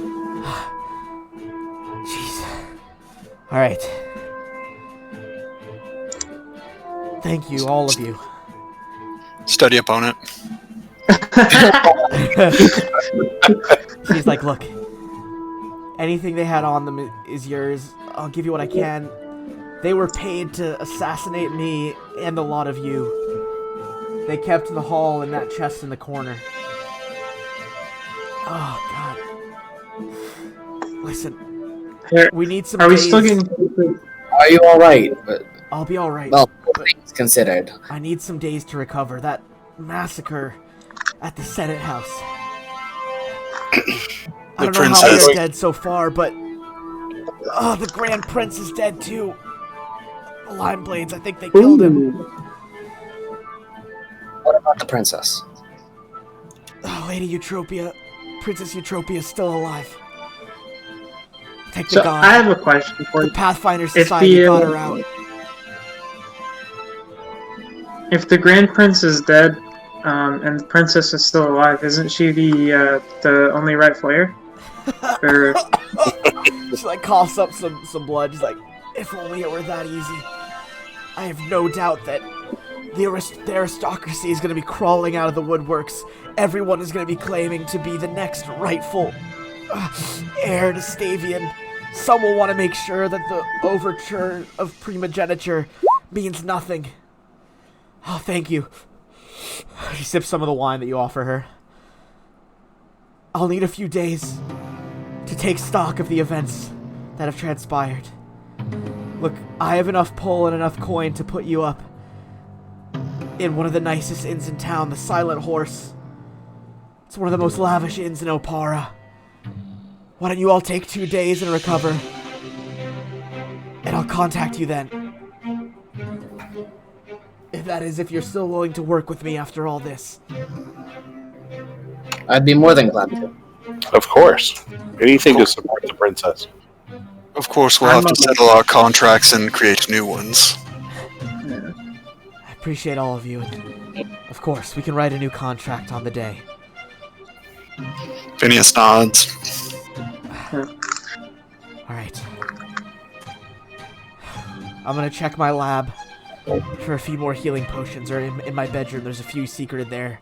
I'm gonna drink a few and sneak out through the sewers. Here. She hands you like a small coin with the Lothid crest. And she's like, I'll send word ahead via magic to have the Silent Horse expect you. Head there once you're done here. May the gods be with you. okay. And with you. Alright, she limps out of the room. So with that, with her... What? You go ahead. She also tells you, she says, you all can search the chest they left, but I'll leave your payments for the gala. You guys all got double the payments, if you recall, for meeting your goals. I'll leave that on my desk. I'll disable the trap. None of us forgot that. Yeah, I was actually about to double back and disable that trap. If you Also bear in mind that we greatly exceeded the terms of our contract. Consider what they were paid.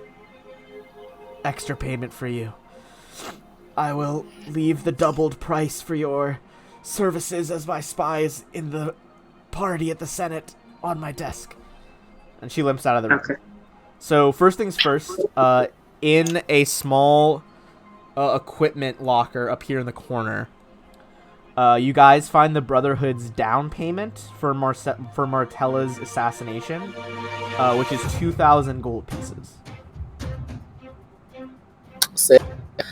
First thing I'm doing, however, is looting with Silka. All right, so first you guys get 2,000, and then let me get Wasilka's stats up real quick, so you can loot her as well. All right. And of course, detect magic, because we're like that. Sure. So, I'll say her magic armor, you would already know what it is, because you've already identified a bunch of +1 gear. So she's got a +1 chain shirt, 4 masterwork daggers. Is anyone writing this down before I keep going? Are we good? Hang on, I was still getting the cash. That was Okay. 2,000. Yeah, 2,000. All right. So Go. 1 chain shirt, +1 chain shirt, 4 masterwork daggers, She has an item that you guys could put on your own clothes if you want, called a concealing pocket. I'm pretty sure they're from the Ultimate Intrigue book, and they add a +2 on sleight of hand checks. A little check. So you guys can kind of just sew that onto your own stuff. I don't seem to have the stats of that one pulled up, but basically, yeah, it's like a +2 sleight of hand to, you know, store something small. She also has a disguise kit, a glass cutter, which is like a thieves' tool. You know, it's like the ones where they cut out a circle in a window so they can sneak in. A masterwork juggler's kit. A spring-loaded wrist sheath. So that, it takes, I believe, a full round action to rework the springs. Sorry, it's called a speed sheath, excuse me. Basically, you can strap something to it, like either a dart, a wand, a scroll, a potion, and as a swift action, you can kind of like Ezio style flick your wrist and have that appear in your hand.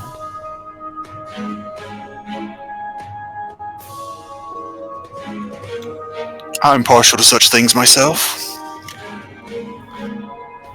If I recall correctly, she also has a puppet. I was getting to the puppet, don't worry. She also has another symbol of Thamor Gix, the like halfling god of thieves. Those are worth 25 gold pieces, you already know. And all of the priests had those as well, so that's 4 unholy symbols worth 25 gold pieces. 12 gold pieces in her pocket, and then also, of course, the puppet named Duke Squiggies. I'm taking the puppet. Alright, so that's all she has on her. Like I said, the priest cultist guys, they had holy symbols as well. You're also gonna find combined on them, there is 3 potions of light wounds, 3 smoke sticks, and Of cure or light wounds? of cure light wounds. Sorry, I just didn't type it all out. And 15 tinder twigs. Oh, and 3 potions of hide from animals. Tinder twigs are basically just matches. It's just the alchemical term for them in this world.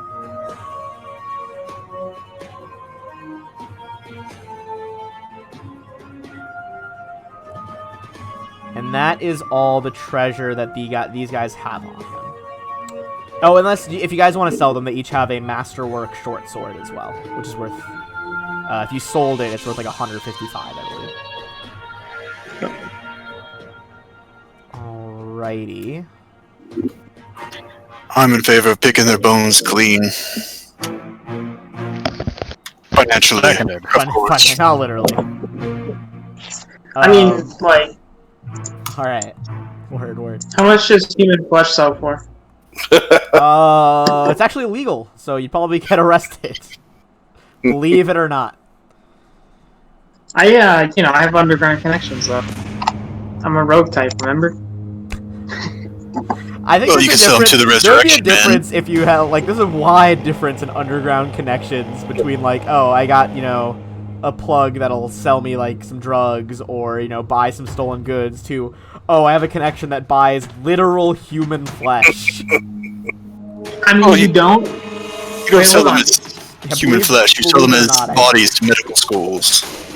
Does your guys' drug dealers not just give you like a hookup for the human flesh you bring? Yeah, them? guys, if you can bring It's if you can bring the drug dealer an extra pound of human flesh, he'll knock $15 off that ounce. It's a barter system, 1 human corpse for 1 pound of cocaine. That's an intense return ratio. Alright, anyway. So, out of combat, you guys would find on her desk, she also left all of you an extra 1,000 gold pieces each. So there is, if you want to keep it as group loot, there's an extra 5,000 gold on her desk.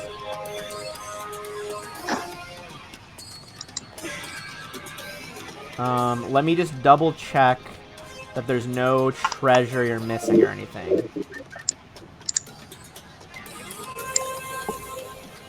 I'm gonna roll a D100 to see how much of this she took with her. Give me 1 second. Damn it! I knew I should have just fucking Okay. doubled back. She to steal also, all you the see shit. a small wooden box with a note that she's hastily scrawled. And she says, "Handle this carefully.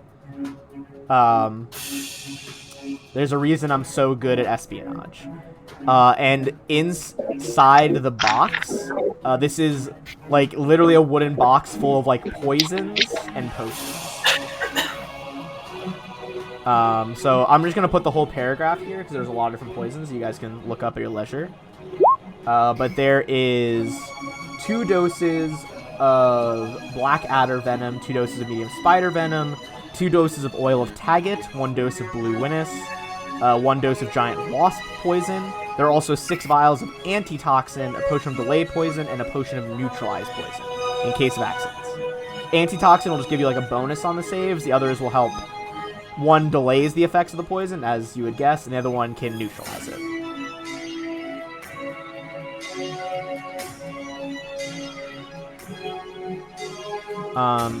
That is all the route, though, that is down here.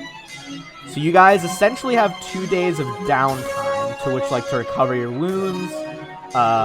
You know, in game terms, you know, you're leveling up, but in the world, you're probably, like, practicing, you know, new combat moves, new magics, things like that.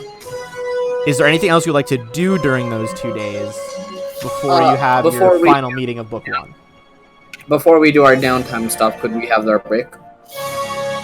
Have our what? Have our break.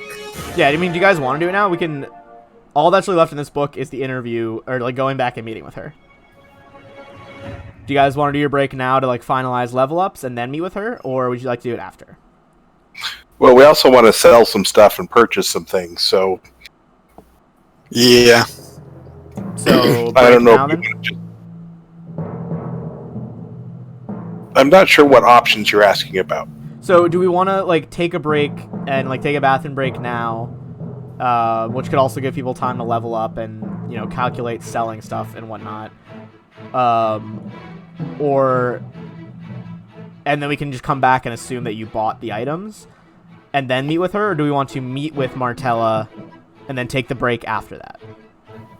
Why don't we meet with her, unless, Alex, you want to break right away? I'm fine. All right, so Okay. let's meet with her, and then we'll assume there is also a few days between the meeting and Book 2, so you can like assume you go on your shopping trip after meeting her. And this might, the meeting might change what kind of things you want to buy. So I would also say that. Okay. All right. So after 3 days, or sorry, after 2 days. Excuse me, that's what you said. After 2 days. Martella comes to the Silent Horse to invite you all to a private meeting.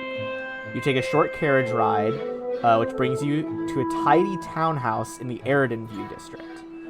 Inside, a cozy fire and the scent of tea warm a small but friendly library.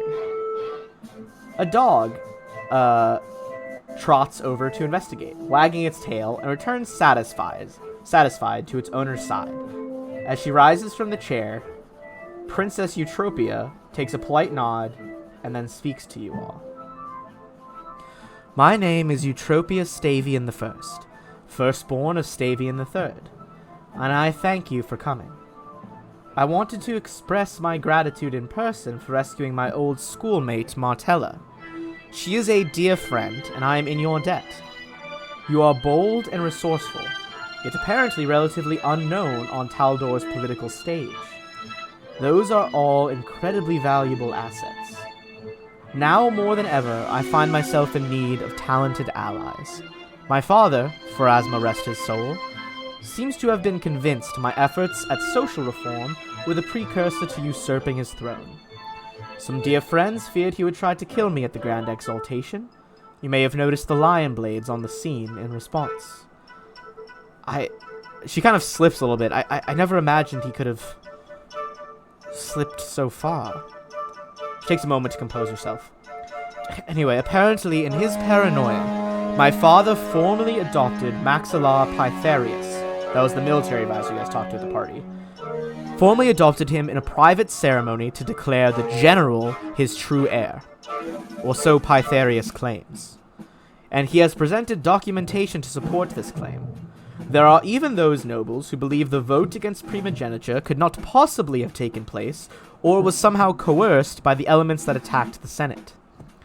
The Ulfin Guard has sealed the palace, and refuses admittance to anyone until the question is resolved. Normally, this kind of issue would fall to the Senate, but with the Senate decimated, and no emperor to approve new members, the situation is entirely unprecedented. In fact, they have completed a total accounting of the dead at what people are now calling the Exaltation Slaughter. Or massacre, excuse me. A total of 78 senators are dead, along with 102 aides, defenders, family members, and staff, and of course my father. I don't know if I'm the best candidate for the throne, but I know this. Pytharius isn't. He is a warmonger and a regressive traditionalist. He preaches about waging war on the upstart colonies and bringing them back into the Empire by force. I won't let him march us back into endless war, and I need allies of uncommon skill to ensure our nation's future. I would be honored to have such noble allies as yourselves in this war for the crown.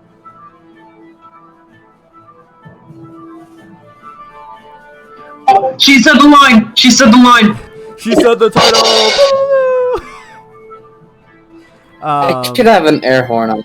So she, what do you guys do? She's offering you the kind of, to become allies in her struggle to take the throne.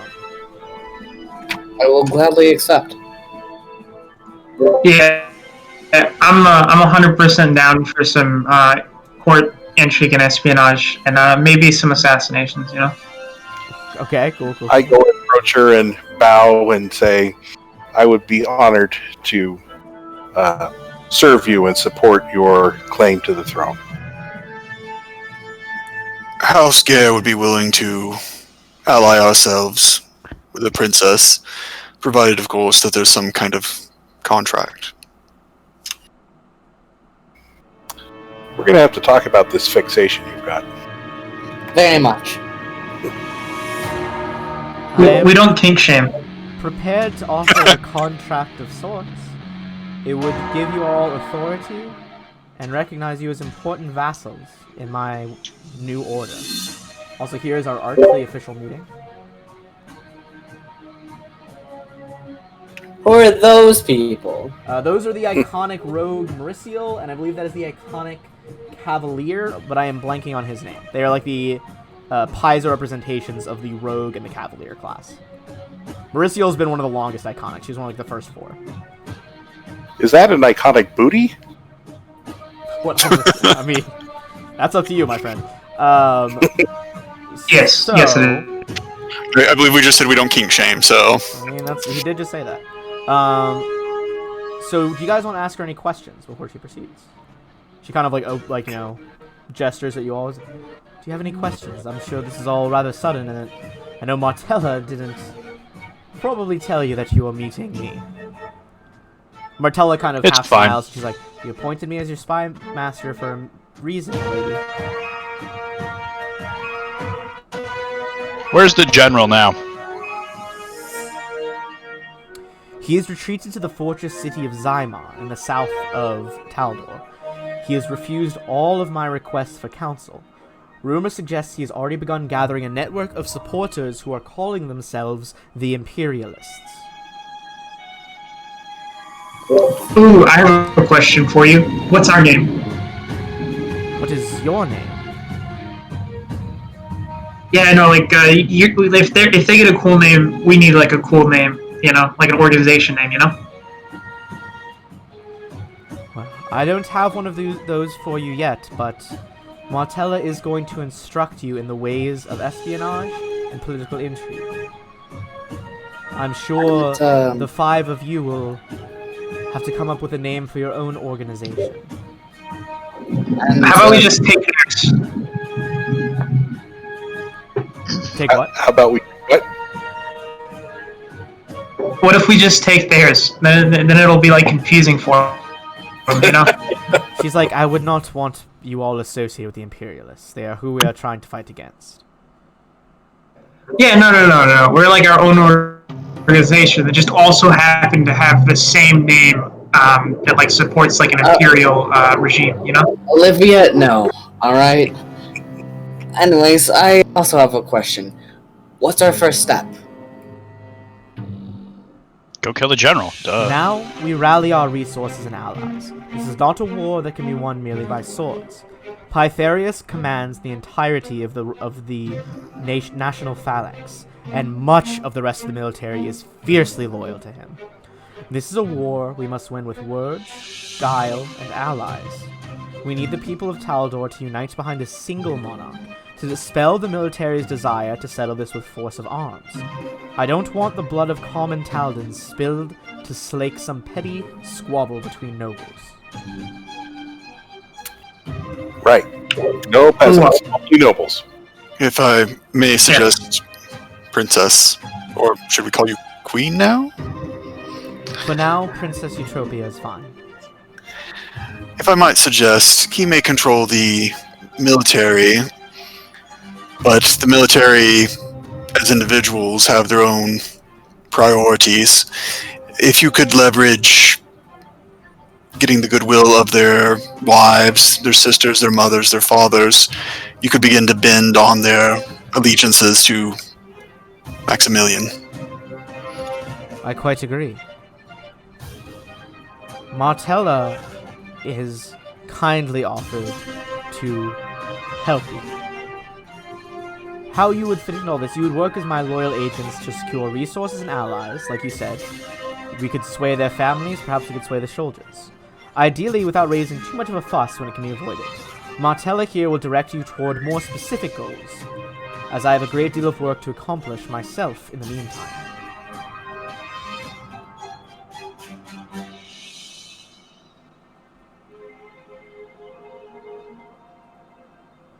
As for how to make these influences happen, she would know better than I at the moment. Martella is officially... So are we gonna go get like... master.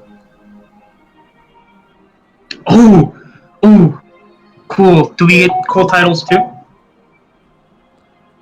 That is up to Martella. I imagine she is quite fond of cloak and dagger, as it were. I'm sure the five of you and her could come up with an excellent name for your little circle of allies and political dissidents. The Super Best Friends Club. Super. Out of character, the Super Friends. That's oddly charming. Yeah, sorry about that. My fucking, I use my phone for Discord, and it died, I had it plugged up, and it just, I guess it wasn't plugged all the way in, and it died. It's a big oof. Yeah. Alright, where was that? Do you guys have any other questions for her? When do we get started? We can get started right now. May I ask all of you to kneel? Oh, dude. I'm Yes, taking no. Yep, I kneel. You said you wanted Kneeling. a binding contract of sorts. She goes down the line, and Martella draws a short sword, offers it to Princess Eutropia. One at a time, she taps you all on either side of the shoulder. With my authority, although in some would consider it less than official, I have the right to knight anyone that I see fit. Your loyal service, I think the least I can do is honor you with a knighting as a show of respect. Do you all swear to work in the best interests of Taldor?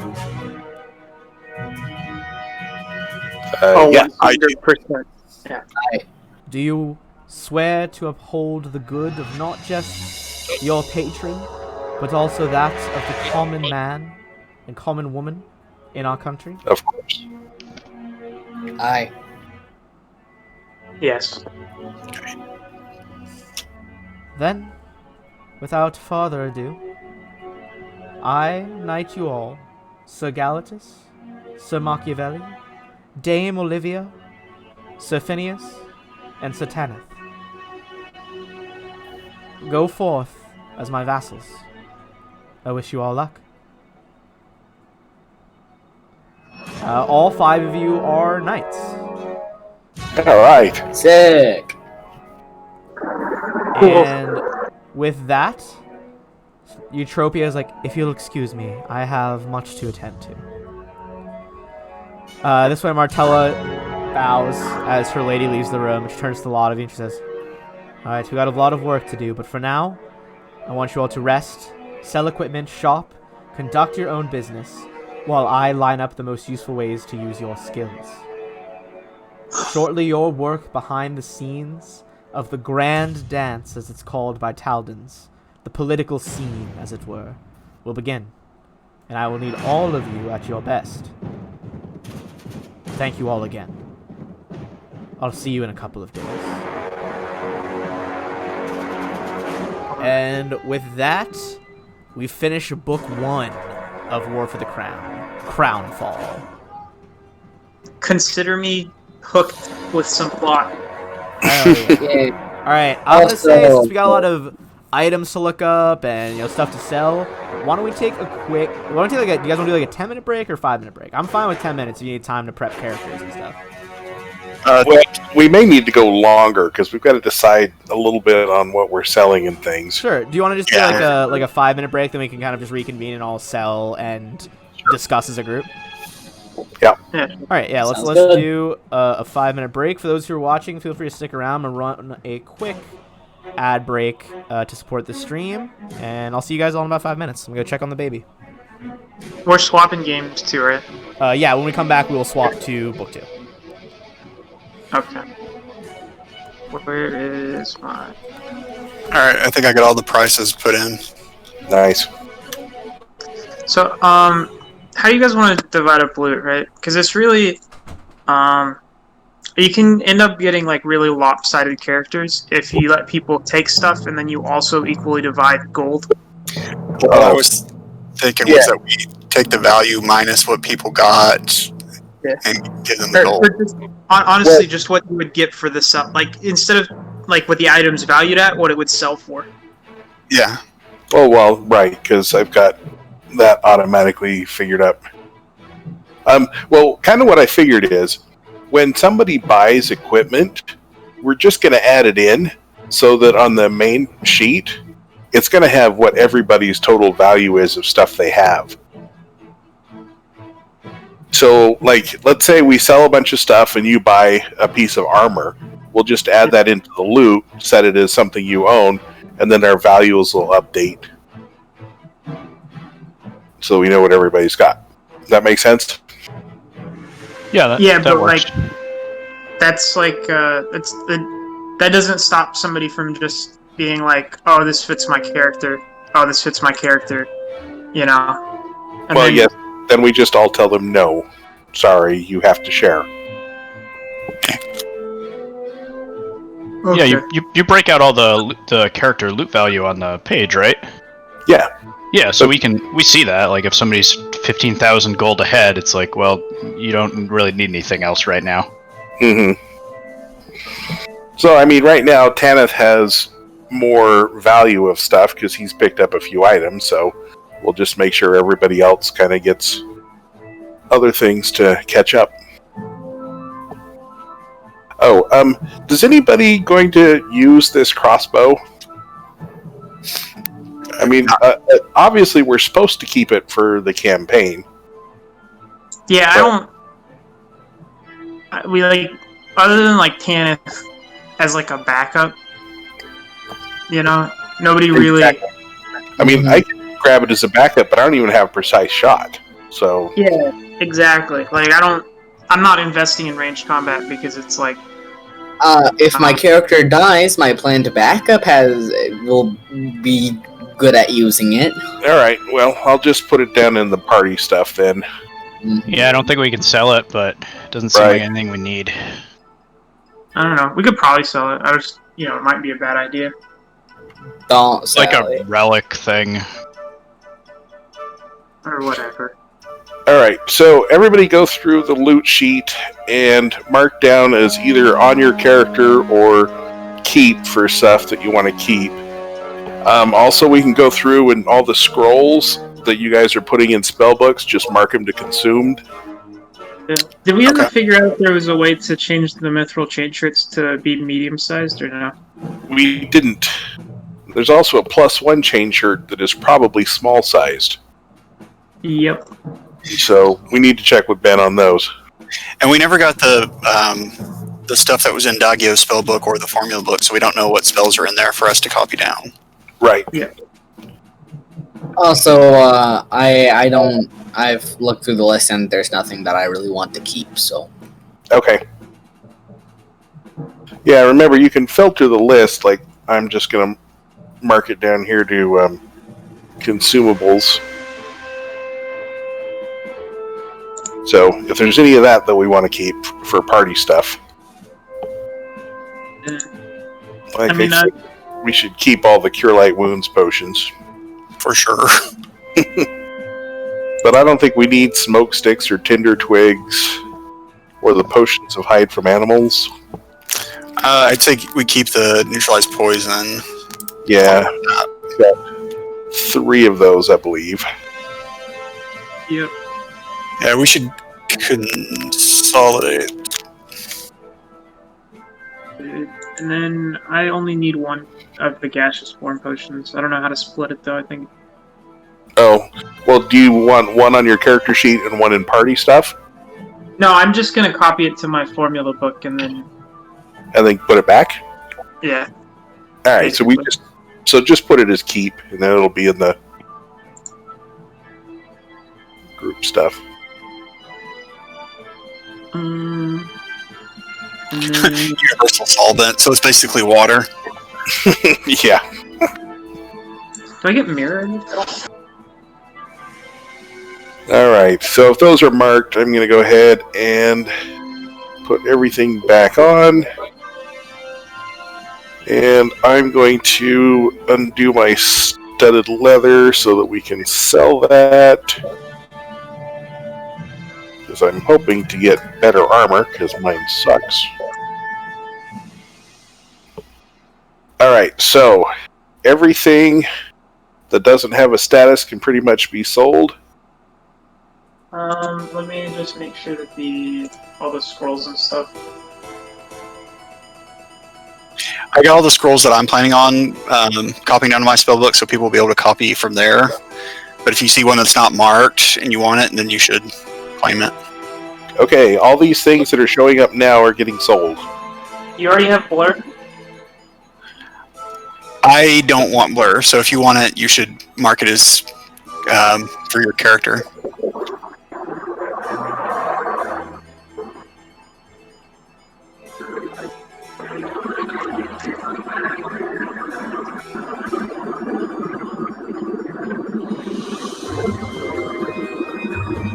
Are you keeping the other consumables?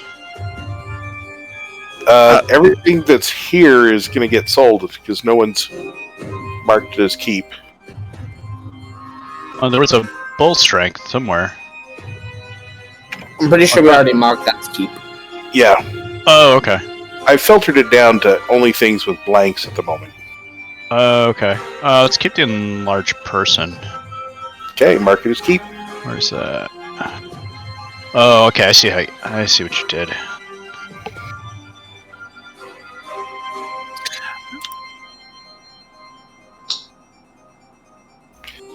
I'm not sure that what are those keys from? Do we even need to hang on to them? They're from below the Senate chambers, so I'm holding on to them just in case we need to get back in through that way, because remember, Okay. you can get into the Senate building through that. That's true. Alright, so we need to find out on the chain shirt. So I'm going to mark that as keep for the moment. Anything else we have questions on that's on the list? The mithril shirts too. Oh, sorry, the mithril changers. Those were the ones I marked. And I guess we can find out on the... It's like the same thing, right? Mm-hmm.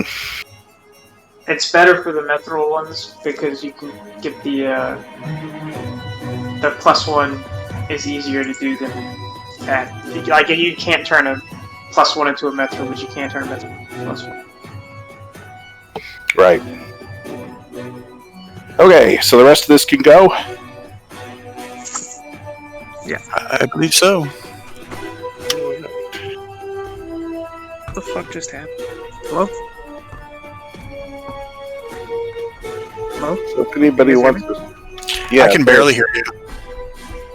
Oh, now it's gone. I return rested and with snacks. Okay, we need to find Kinda out snacks. about the mithril chain shirts and the +1 chain shirt.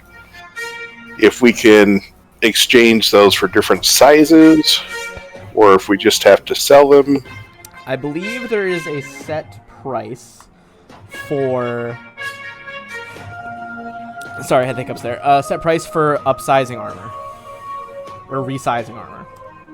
Do you know what it is? I'm double checking right now. I want to say it's not super expensive. I looked and I couldn't find any rules for it. Well, there's a spell that does it, but we don't need a permanency spell. It's not the same with it. Alright, resize. No, it's like if you do the permanency spell, it's like so much more expensive. It's like 7,500 to do that. I swear I read a rule for this. I would say you should be able to resize it for 25% of that armor's price, Okay. which would still So be I would cheaper. I would like a mithril one. Okay. Anybody else want the other mithril one? Here, and I can pull up. What's the max dex on mithril? It's it only turns it into like a +6, right? Alright, let's see. So you want a chain shirt or a chainmail? Chain shirt. Okay, let's see. Chain shirt. This is why I always have Hero Lab open, because it's way faster to calculate it. Alright, mithril chain shirt is going to be +4 AC, max dex, +6. I'll take one. All right, and so they're 1,100, and the cost is 25% of that. Mm-hmm. So I believe that'd be 265 or something like that. 275. 75. Fuck, I was so close. Hey, Ben, I have a question. I had like a gold ring with 300 GP on my sheet from something. You have a what worth 300? Gold ring worth 300 GP. Is that what sell value is, or is that? That'll do be you sell remember value. what that's So sell value? the general Okay. rule for items like that in APs is like if it's a quote-unquote treasure item, you can sell it for full. So that's stuff like, you know, antique maps or like, you know, gold statues, shit like that. So that sells for full. It's only like equipment that is halved. Otherwise, everyone would just get mega OP real quick.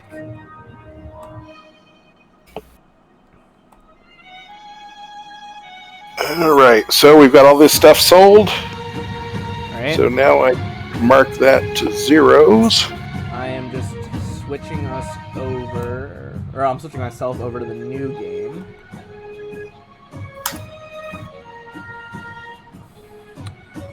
For those who are watching wondering why we are switching, it is just because you can't add both packs to the same Roll20 game. But it should be basically the same thing going on.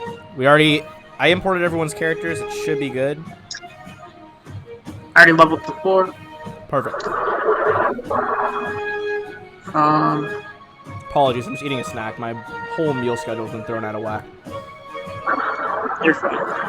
Sorry for the fucking like jet noises, by the way. They're doing like night fights. Oh. Night flights. I thought you said knife fights, and I was like, what the f-? That's what I heard. I was like, what does that No, mean? it's Why does it okay. sound like that?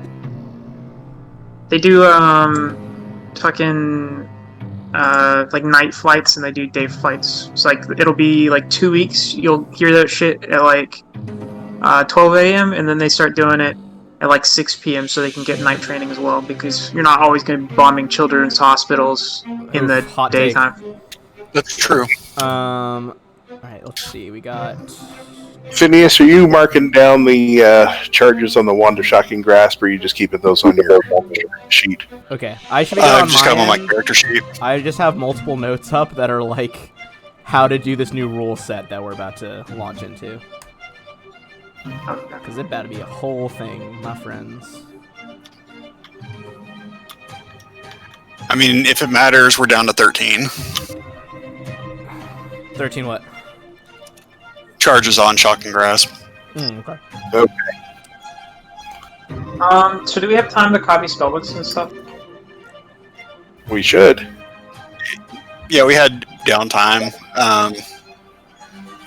I would copy them into my book, and then you guys would copy from my book. Yeah, so you had, let me- 2 days between clearing out the safe house from the Brotherhood, and then you had really a variable number of days till he contacts you. I feel like we could just make it a week.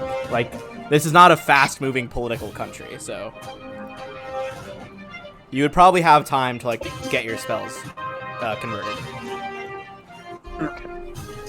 I'm going to post my spell list that I have outside of the scrolls in the Discord chat, so you guys can copy those too. Okay.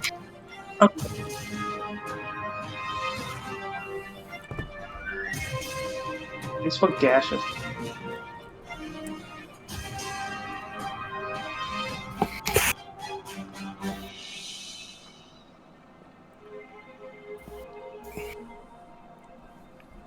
Okay, so you guys are each gonna start.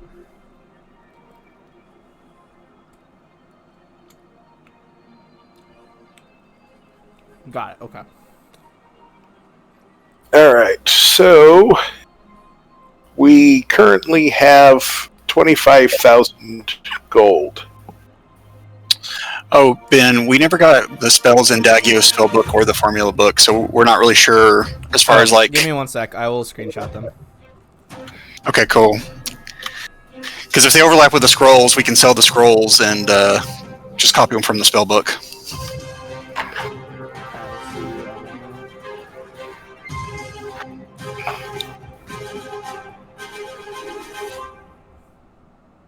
No, let's, come on.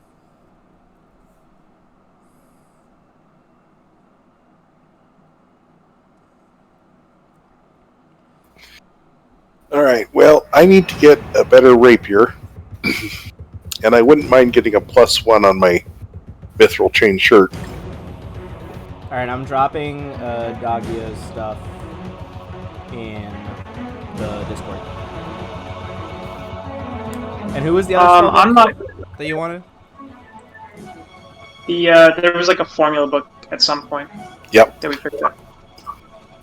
That's right.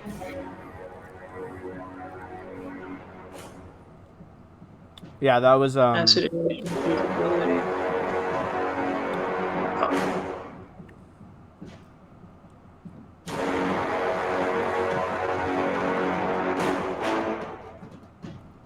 It's invisibility. oh yeah, that was the Wei Yang alchemist that you guys got.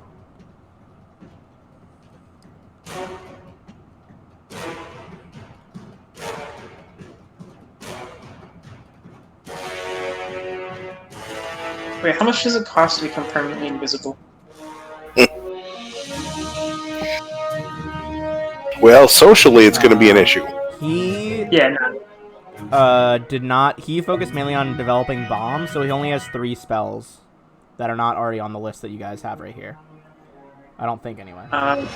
So he also has Expeditious Retreat, Reduce Person, and Shield. Fuck, I got all of those. We need to kill better wizard, guys. Come on. Fair.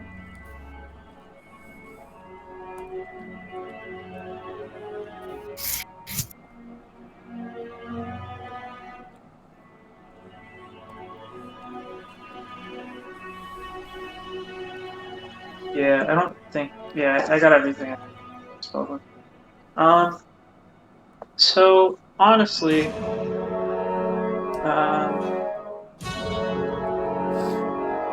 if Okay, real quick. so for Mm-hmm. I could use a +1 on my rapier. believe the enchantment for +1 is going to be 2,000. Yeah. And then, if everyone is okay, a int headband does a lot for me. I think the base one is 4,000. Yep. Okay. Real quick. So that sickle, it's real nice and everything, right? But I really need just some damage if people get close to me. So if I sell that, that's for half, right? You sell it for half. Yeah. You sell gear for half. So that'd be 1,000 GP. I'm okay giving 250 to the party, but I would like to spend 750 on getting a wand of energy ready. Well, we'll sell it and put on the cash sheet the expenditure and add the item. Does that make sense? So, like, I'm getting a +1 rapier.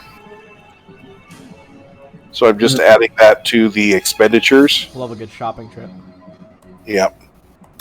And that's going to cost 23. You can just do you already have a masterwork rapier? No. No. Okay. I doubt we have any masterwork weapons really yet. Olivia. I have one, and there's a shit ton that we picked up and sold. But Yeah, not rapiers though. Okay, so I added the +1 rapier there in the shopping list, and it What takes is the shopping list? on the cash sheet. All right. And going over to the loot sheet, and I'm adding a +1 rapier there, and adding the value.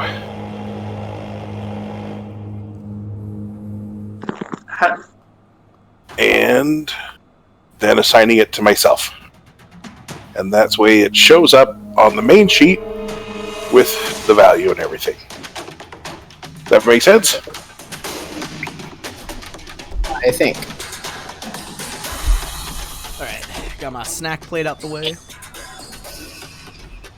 Okay, so where's the sickle? It is right here. Alright, so we just come over here and take it from you and mark it as sold. That gives us 1,003. And that puts the whole total up there. So maybe the most organized loot list of any of my games. Well, yeah, I like it actually. Which is, I mean, it's nice. It's very, very nice. Ooh, where's my rapier at? Because I'll just put a excuse me. +1 on it.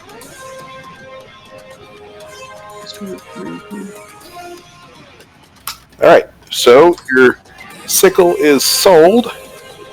And just add your item over there on the or on the expenditures. I think I did. Okay. And then add it to the loot sheet. I think I did. Should Okay. be at the bottom.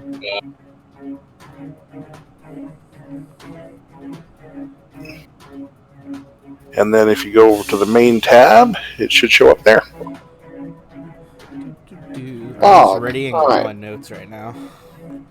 So for things like the ant headband, I can make that for half price. Ooh, okay. So then it's only 2,000. But I mean, there's only so many things I can make, and Mm-hmm. yeah, It's like wondrous, right? You don't even have to be able to cast a spell. I have to have the spell from something. No, you don't. I'm pretty sure you don't. It just It's increases the DC. yeah, it increases the DC. Okay. You have like 3 people that can with spellcraft checks. So Is there a way to just make it a touch ranged attack on like a weapon? what? Like I'm trying to make a little clickable thing, like I did for my dart and heavy crossbow. So for the attack, it says like melee range, CMB. Which one should I press? Since I'm pretty sure there's no range touch here. You can add another weapon to the sheet as like just label it range touch and then have it be like dex plus BAB instead of strength. So it is Dex plus BAB. That's For range what touch, range yeah. touch attack is, correct? So would that be BAB full? It's just whatever your current BAB is. Which for a witch is probably like, what are you, level 4 right now? It's probably like 1 or 2, I assume, because they have a pretty slow BAB progression. Hello? Let me. Sorry about that. Where do you find your BAB? Alright, so yeah, it should be +2, but it's not saying +2 on my sheet. I can check the witch progression, but I'm pretty sure it's +2 by now. It's +2. What? It's not saying it on my sheet, so. You might just have to change it manually. Yeah, at level 4, Yeah. your base attack bonus should be +2. Got it. Yeah, you have to like manually My put all. save should be higher. Yeah. You have to manually change Yeah. that stuff usually. A lot higher.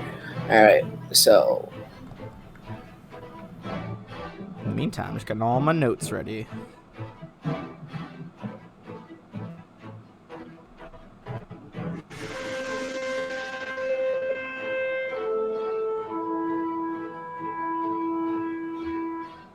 So it should be BAB full and then Dex, right?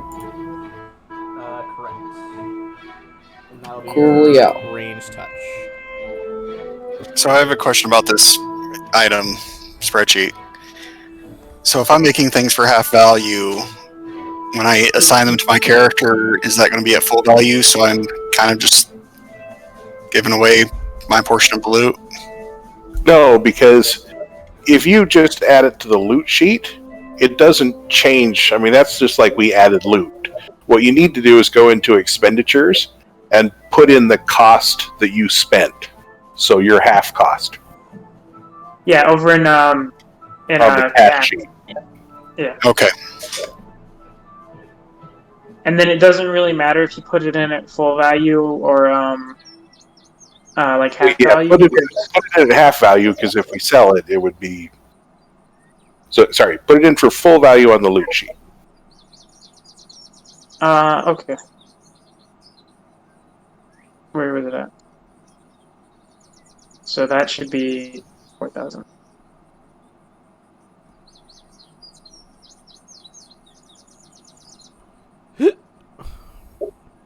Excuse me.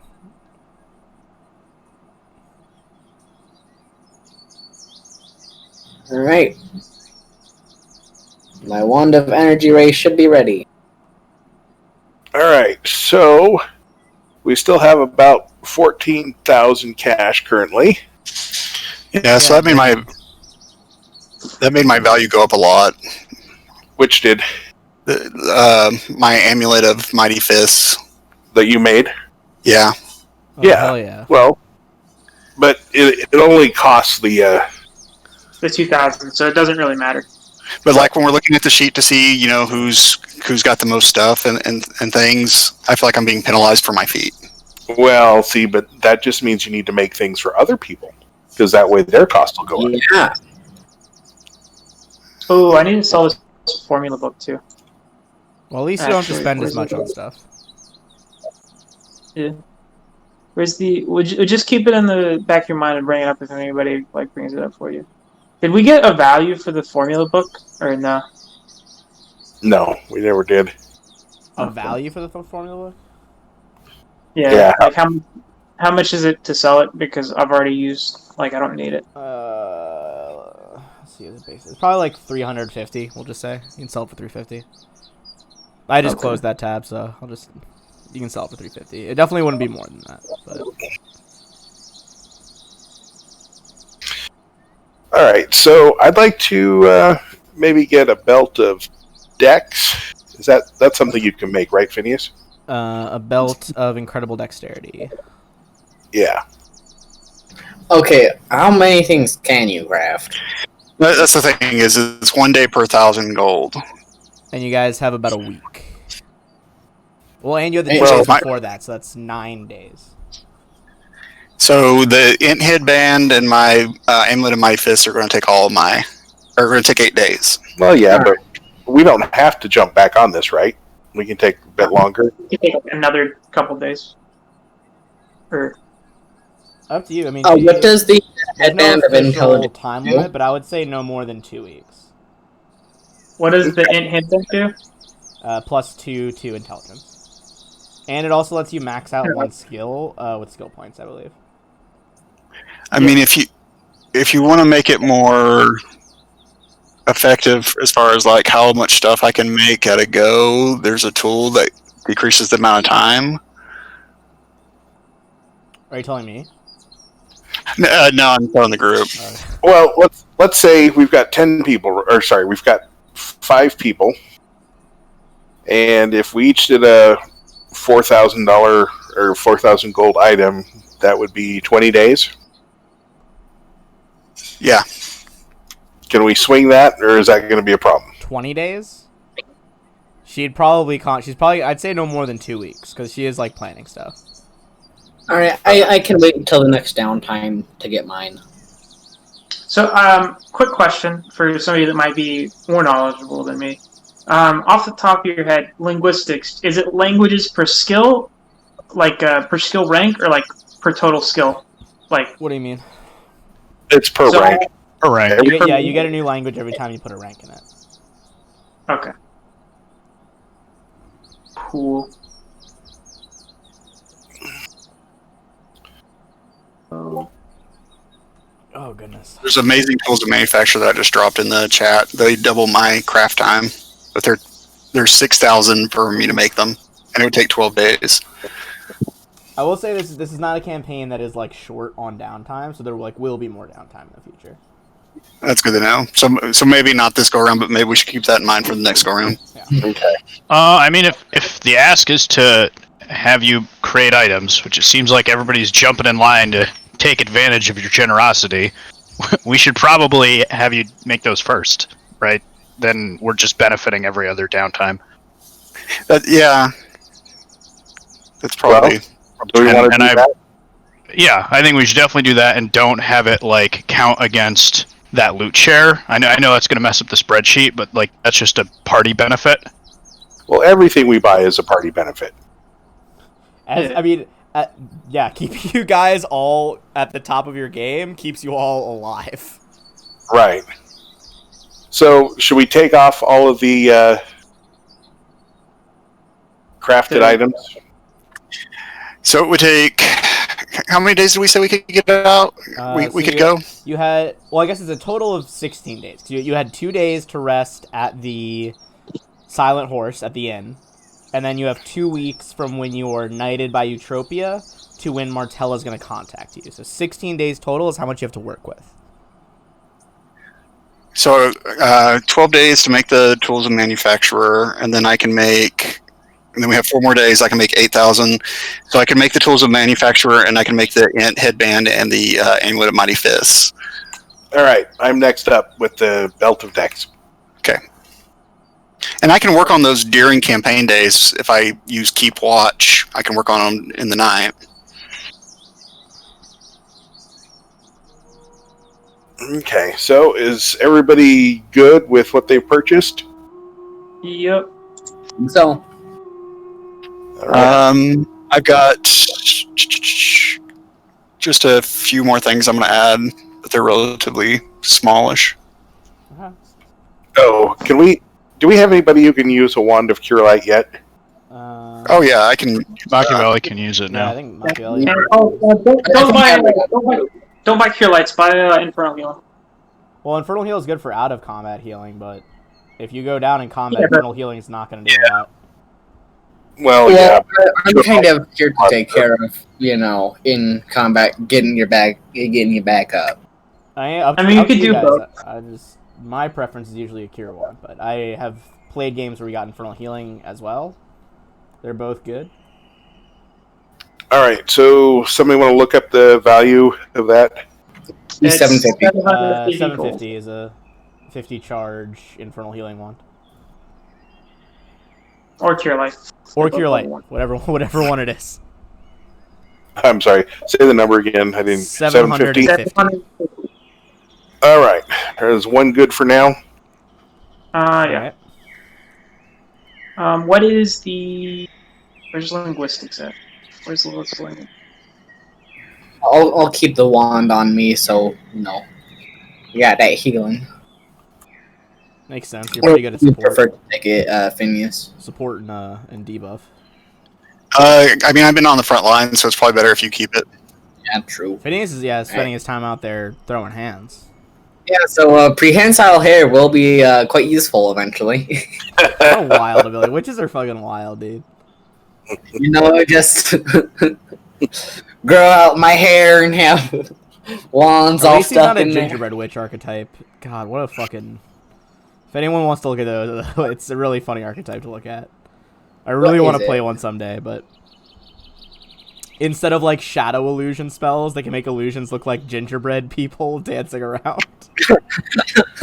They got a lot of just crazy shit. I think they get this special, what's it called? They get, like, one of their hexes is child scent, where they can smell if children are nearby. Right.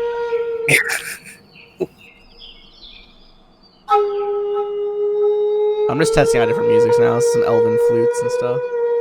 Mm-hmm. Is there a max languages you can learn? No, not technically. If you can keep putting ranks in that, and then every time you get 2 more intelligence, like once your intelligence modifier goes up, that's another language. Let's try cabin music. What are some fun ones? I'm gonna learn Elven because... Yo, do the cantina theme. I don't watch a lot of Family Guy, but I will say that one joke, they had an episode where they make some joke about like how the Cantina Band always has the same song, and it cuts to the Cantina Band guys, and one of them's like, "Thank you," like where his song's like, "Thank you, we're the Cantina Band. Any requests?" And then he just covers his own mouth and goes, "Play that same song again." And I'm like, "All right, here we go." Do, do, do, do. I mean, they know their audience. They do The that. thing is, people assume that it's, you know, that they take breaks when and everything. No, they just constantly are playing that throughout the day. Hey, it's a job. Even while they sleep, they're, you know, Also, newest Mandalorian episode, pretty good. I haven't seen the news. All right, I won't spoil it. We'll discuss it later. Yeah. I should really So set up I have- a spoiler channel in the Discord to like discuss that stuff. Spoiler alerts, Baby Yoda's cute as fuck. Yeah, I mean, This is true. valid. Anyways, I think we're ready, are we? Yeah, does everyone have the gear that they would like? Yeah, Yeah, I'm updating my character sheet. Okay. Yeah, some finishing touches on my sheet, but other than that, we Also, can... While you guys are putting the finishing touches on, I am gonna start explaining a new mechanic. Also, Dad, you need to get into the War of the Crown book too.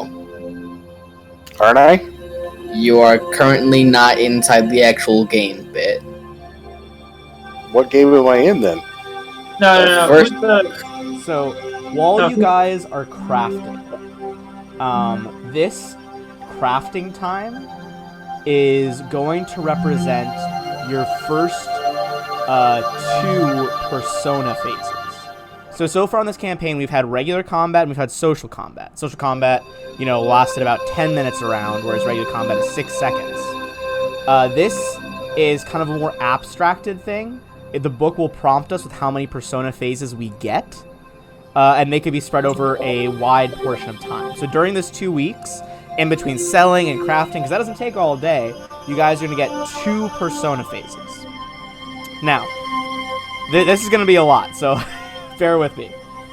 In persona phases, every character has 6 facets of their persona. Those facets are charm, genius, heroism, sacrifice, sagacity or sagacity, we'll say sagacity, and subterfuge. Within each of those, you can have 10 ranks. 0 meaning you're like barely trained in that facet. 10 means people know you are a master at it. So for example, subterfuge, maybe at a 1 point, this is your first time really being a spy. 10 people are like, oh, have you heard about like this person who calls themselves the Silver Dagger, like they are an insanely good spy. And with I was gonna those- say, I feel like they wouldn't know you if you were a good spy. yeah, Right? yeah, well, Yeah. like maybe they know like a moniker that you go by, or Yeah, you know, it's more ruins in legend. And Ruins then in maybe legend. it's so. Tell him it was Johnny Boy in the game. Yeah, so I'll go over like a quick example of each, and the way this is gonna work is everybody is gonna start with 2 overall ranks in their facets. The first is gonna be either in Genius, Sagacity, or Charm, depending on your highest mental ability score. So if you have Intelligence, you're gonna start with 1 rank in Genius. If you have Wisdom, you're gonna start with 1 rank in Sagacity. And if you have Charisma as your highest mental, you get 1 in Charm. Does that make sense so far? Yep. Okay. Because of your deeds in Crownfall, like Book 1, you get to select where to put your second point. It has to be in one of the remaining 3 types. So that is Heroism, Sacrifice, and Subterfuge. And I'm just going to do a quick read-through of what these things are like, so you can choose what kind of ones you want to aspire to. And I'm going to put it in the chat after that as well. So, Facet 1, Charm. Charm represents a character's personal magnetism and force of personality. A character with a reputation for being charming has an easier time than most gaining access to social events, whether they're artistic performances or high society balls. Charming characters have an easier time winning a stranger's trust. Next is Genius. Genius being the intelligence one. Genius characters represent a character's reputation for brilliance, whether measured in terms of their knowledge or strategic vision. Characters with a reputation for genius have an easier time convincing others to follow their plans and trust them as intellectual authorities. Heroism, is the next one, represents a character's reputation for bravery and perseverance. It also captures the effectiveness with which a character earns admiration for their most exceptional deeds. Characters... Is anybody else having a hard time hearing him? Oh, you guys not hear me? A little bit. Yeah, it's cutting out. Yeah. Alright, give me 1 second. I'm gonna adjust something. Just gonna pause the music while I talk. Alright, how's that? Much better. Alright, let's just keep the music paused for now while we do this. So next is Heroism. Captures the effectiveness with which a character earns admiration for their most exceptional deeds. Characters with a reputation for heroism are more likely to be asked to fight monsters or face seemingly insurmountable challenges. Next up is Sacrifice. This represents your character's reputation as an upstanding member of society who gives of herself or himself to improve the lives of others and who is capable of persevering through great hardship. You will have an easier time convincing others of your righteousness and inspiring others to make sacrifices of their own. That's the Sacrifice one. Sagacity is your character's reputation for having good judgment. Characters known for this are more likely to be sought out for advice in complex matters, ranging from tangled interpersonal disputes to morality, philosophy, or religion. Final facet is Subterfuge. Subterfuge represents a character's ability to operate effectively in the shadows, whether as a sly politician skilled in backroom deals or a shrewd investigator who digs up dirt on their enemies. A character's skill at subterfuge is likely to be less widely known than the other facets, but it still helps you cultivate contacts in just the right places. So that was a lot. I am going to give you guys a handout that I'm about to add for you in the second one. That is going to be the facets of persona phases. Are there any questions so far on those? Is this going to be on the test, or? Yeah, for sure. Could you go over the sacrifice one more time? Yeah, give me I one sec. I'm just making sure. I'm making the handout I'm giving you guys a bit more legible. All right, 1, 2, 3, 4, 5, 6. Okay. So this will be available to everybody. Sacrifice represents a character's reputation as an upstanding member of society who gives of herself to improve the lives of others and who is capable of persevering through great hardships. Characters with a reputation for sacrifice have an easier time convincing others of their righteousness and inspiring others to make sacrifices of their own. So, before we go into the actual first persona phase, everyone should... actually, I'm going to show you guys a few different things. Some of this is more than you actually need to know, but I'm going to give you guys rule handouts for the Agents of Change section of this book, which is essentially what we're doing.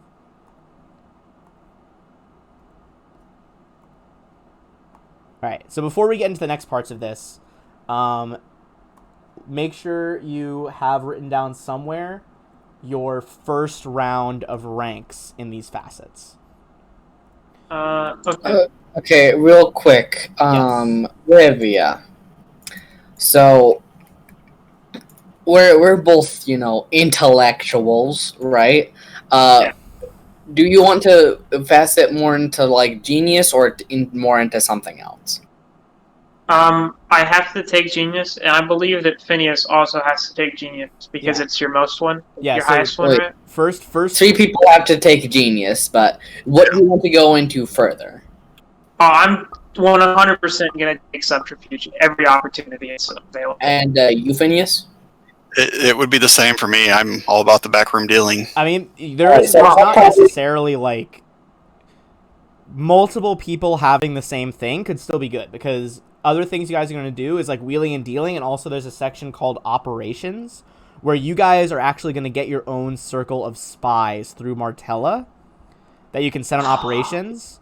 And that means, and we'll go over how many spies you guys have, or agents you guys have in a second here, because everyone's going to have agents. Alright, real quick, I sending want multiple to subterfuge missions is possible, if that makes sense. Like, maybe you send one subterfuge mission, like, Phineas, you send a squad to try to, like, sneak into a mansion and get some dirt on a politician, and then maybe someone else sends a subterfuge squad to go, like, assassinate a guard or something. The only reason why I'm asking that is because someone should probably go into genius, and I wanted to make sure that was nice, wide and open for me, because big smart boy. All right. So first thing, everybody. Hold on. Before we move on, I need you to make an int check, Tanith, because I feel a challenge.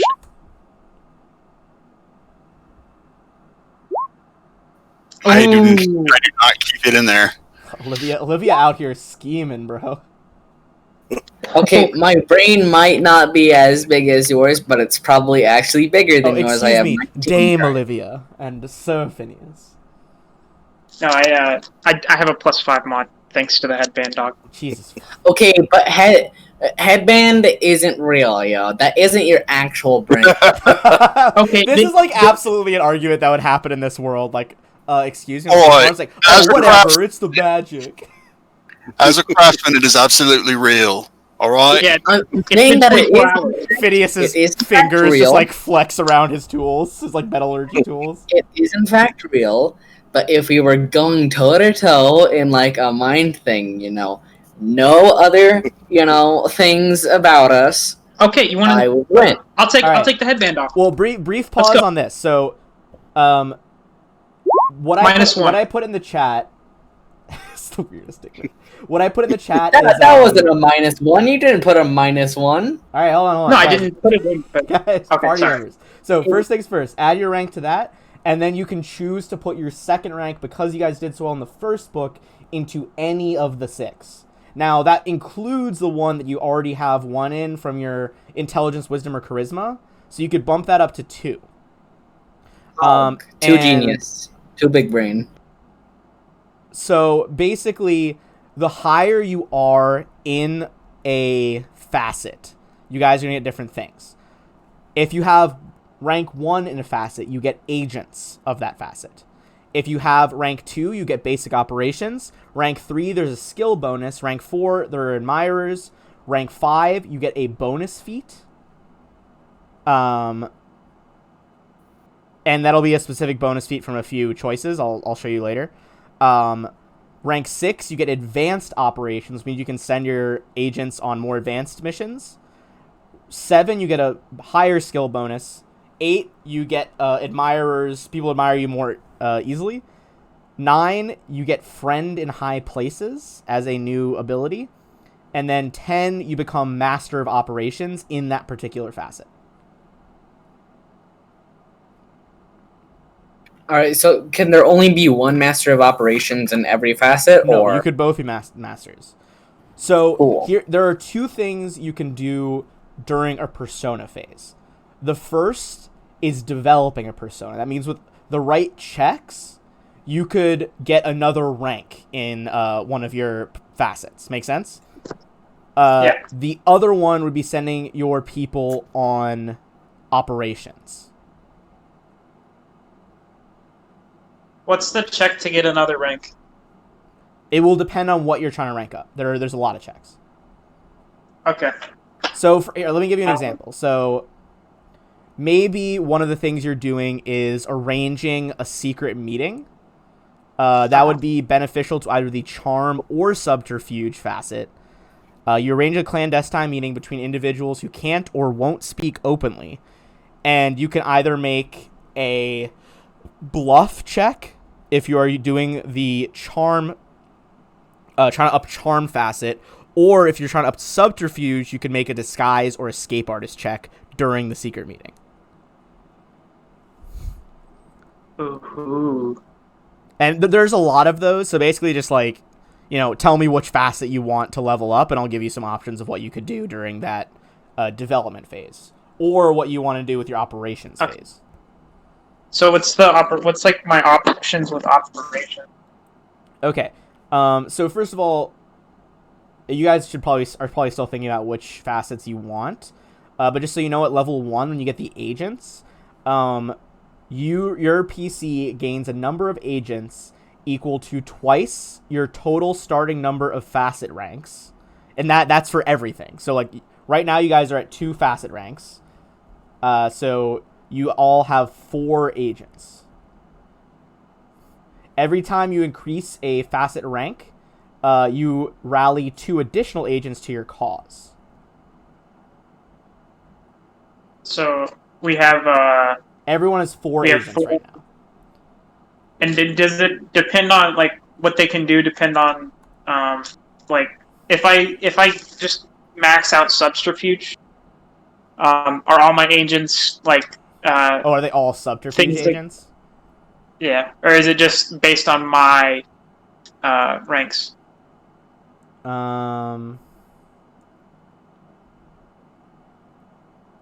I'm double checking right now. Also, it should be noted that you can't actually send them missions till you're at least rank 2 in a facet.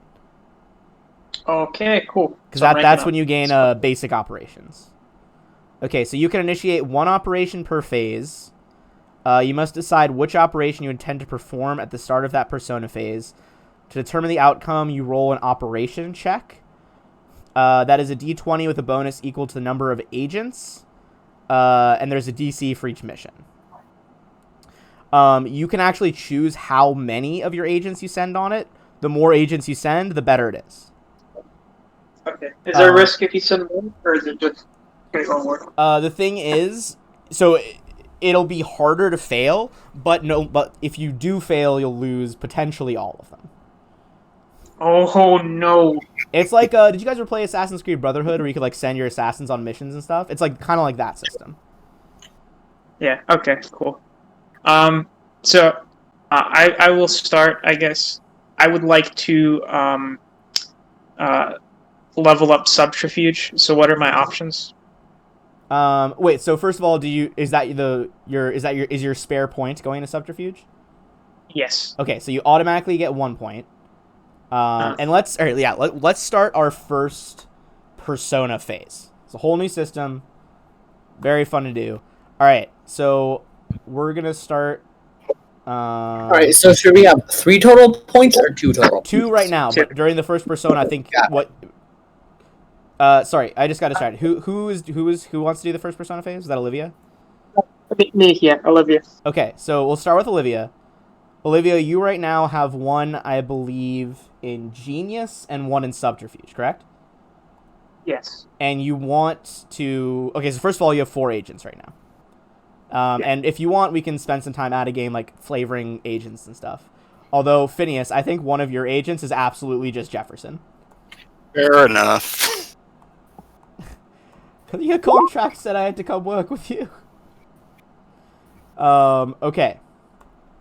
So, apologies, there's so much information on these. While we're waiting for that, hey Tan, if you want to roll your intelligence check, mine's a 20. Okay, so your Olivia, your options for subterfuge. You could make a. All right, that one can. You The can fourth one arrange can. a secret meeting. You could try to sabotage a political opponent.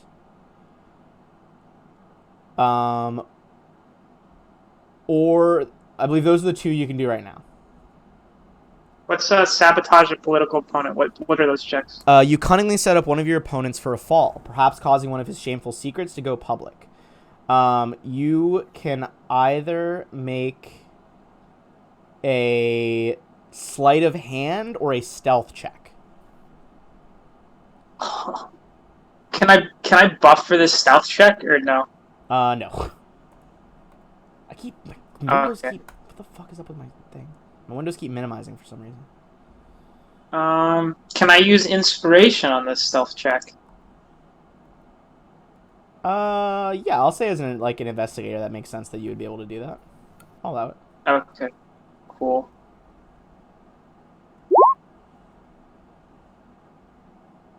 Okay, add your d6. I have a plus 11, by the way. I rolled a 2. God damn. That's amazing. You almost out one of Princess Eutropia's rivals, or like one of the people who's supporting Pytharius, as being like addicted to going to brothels, but at the last second he manages to assassinate your witness and you are unable to provide the proof. Okay, cool. All right, so that was your first. Remember, we're gonna have 2 phases during these 2 weeks, so you'll get another chance to do something. Next was Phineas, I believe. We'll just go in a line of who I have written.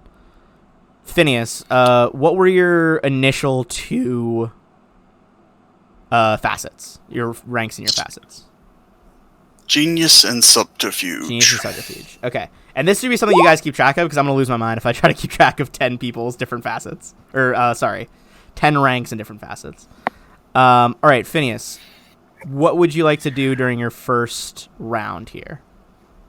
I'll do subterfuge and I'll arrange a secret meeting.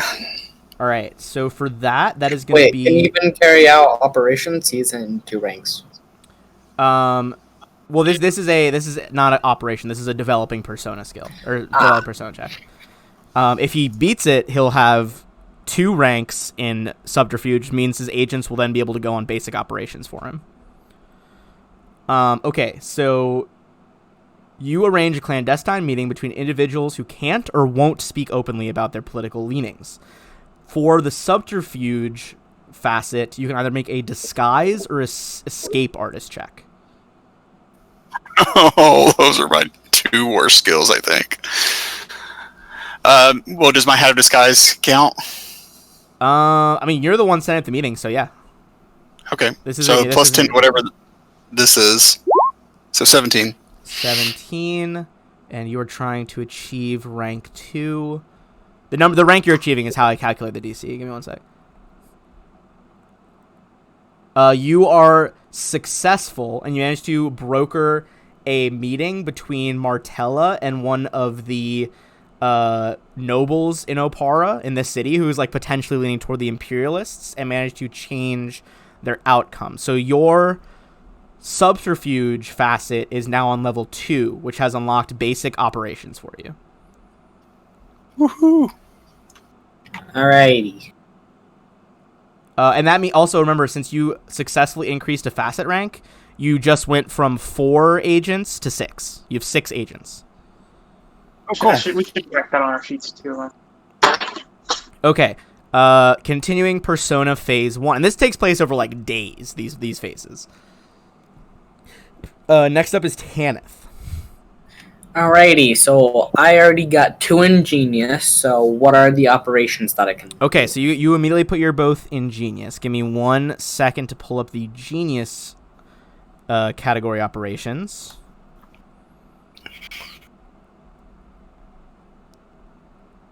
All right. Basic operations are relatively safe and straightforward, requiring few agents to complete. See below for a full list of operations. Basic operations. And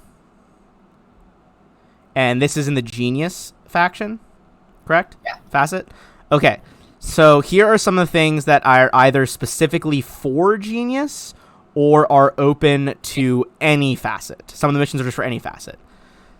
All right, so you could last ditch effort. Okay. So this is, you could make a, there are 2 types of basic operations. You can do a persistent one or a risky one, or 3, or a basic one. A risky operation, if you fail by 5 or more, you lose all agents, but the bonuses are potentially higher. On last-ditch effort, which is your first one, when you perform a risky operation with this operation in effect, this is a... Oh, okay, sorry. Bear with me. I'm still figuring out. This is an example of a persistent operation. I think there's just persistent and risky. If you have last-ditch effort going, whenever you make a risky one, you get a +2 bonus on the operation check. If you do... Okay, so if you do this, the risky operation, you will lose at least 2 agents guaranteed, but it'll be much more likely that you can pull off a risky operation. And since you still have another phase, your next phase, you could attempt a risky operation. What do you think? Nah. Okay. I think I'll just increase my rank. There's more, too. That was just one of them. You can also do manufacturing. You call upon your agent's practical expertise of manufacturing items on your behalf. You roll your operation check in place of a craft skill to create mundane items. You don't have to expend the time crafting, but your agents do. You must still pay the raw material cost for any items the agents manufacture. So basically, it's an easier way to manufacture goods for you guys.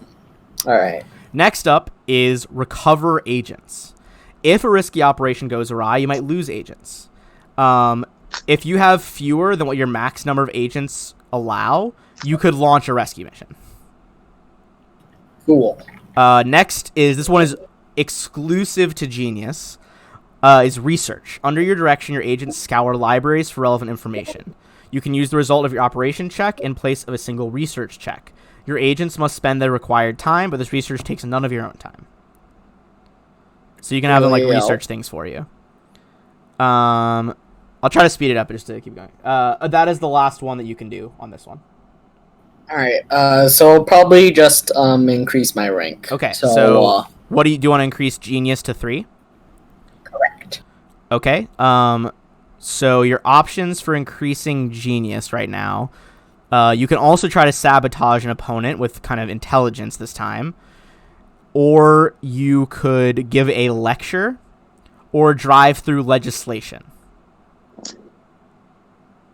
I'm all about lecturing. What things can I roll for that? Whether you're delivering an academic lecture or a religious sermon, you draw a crowd to listen as you share your expertise.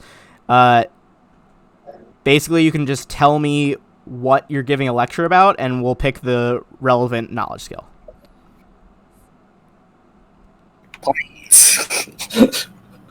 I don't know. I just want to use nature since I'm really good at it. Alright, you give a thrilling lecture on spiders. Give me a knowledge and nature check.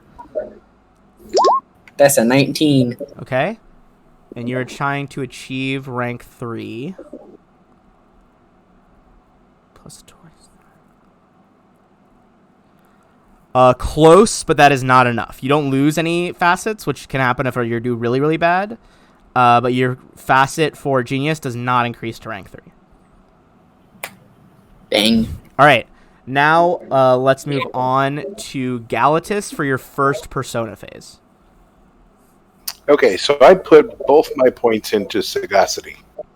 Okay. Do you want to attempt a mission, or do you want to try to advance it to 3? You know what? What missions do I have? All right, let's scroll back down to operations because you have basic operations now.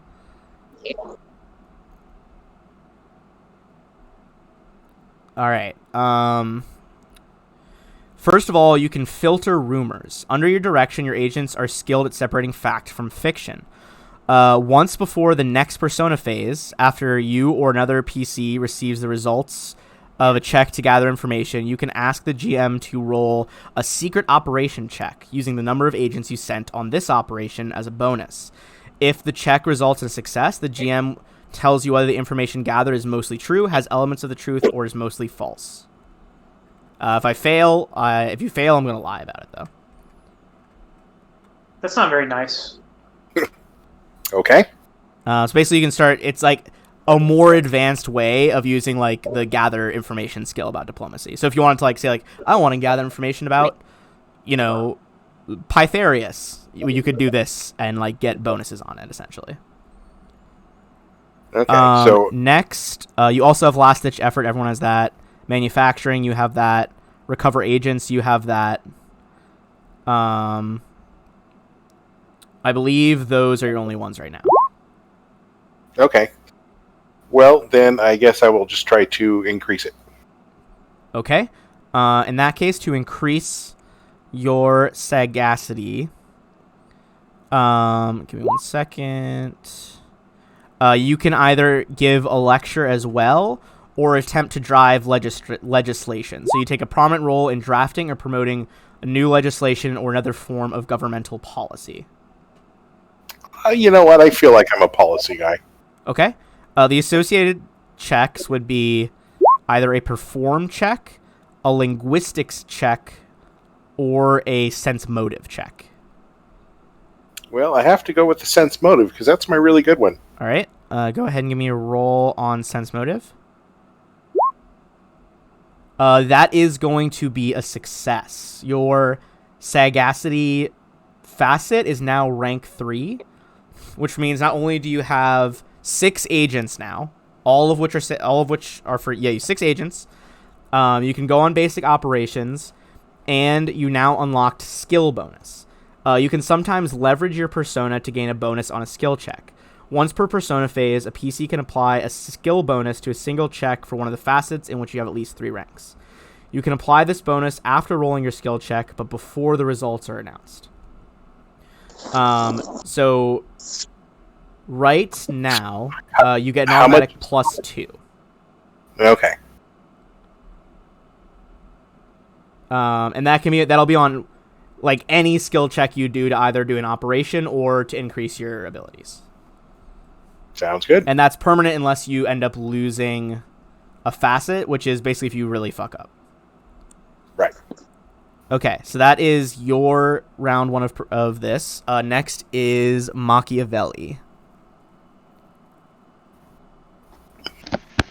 And then we will go into the second round. Oh, sorry, I was muted. So my first has to be in the mental score, and then I could take whatever I wanted. Correct. I already took all the cool ones. I'll take 2 in sagacity as well. No, I'll take 2 in heroism. In heroism? Yeah. Okay. Oh, wait, don't you have to... Wait, what's your highest... Shit, yeah. I have to have 1 in sagacity, and then I'll take 1 in heroism. Okay. Would you like to power up one of those? Sure. All right. Which one? Sagacity or heroism? Heroism. Okay. So you can do the following. You can bask in glory, which is where you make sure that everyone knows about your own personal achievements. That is a perform skill. You can demonstrate your might by showing off your strength to impress onlookers. That is a strength-based skill check. So that could be like swimming, climbing, things like that. Or you can organize a protest. You gather people to protest loathsome policies, either through rhetoric or doggedness. And that will be a fortitude, diplomacy, or perform check. Fortitude save. Can you I save? Yeah. We'll fortitude a riot. I mean, I said protest, but yeah, we can have a go to a riot. Tomato, you're tomato. testing some of the more backwards, old-fashioned policies of Taldor. Go ahead and make a Fortitude save. And that is going to be a success. So you now are up to the stage of basic operations, rank 2 in heroism. It's so dense legalese that you have to make a save. And then this is gonna be round 2 of Persona rounds. Olivia, back to the top of the order with you.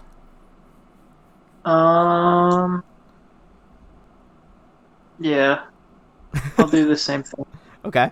So you're trying to up. Which were you trying to up?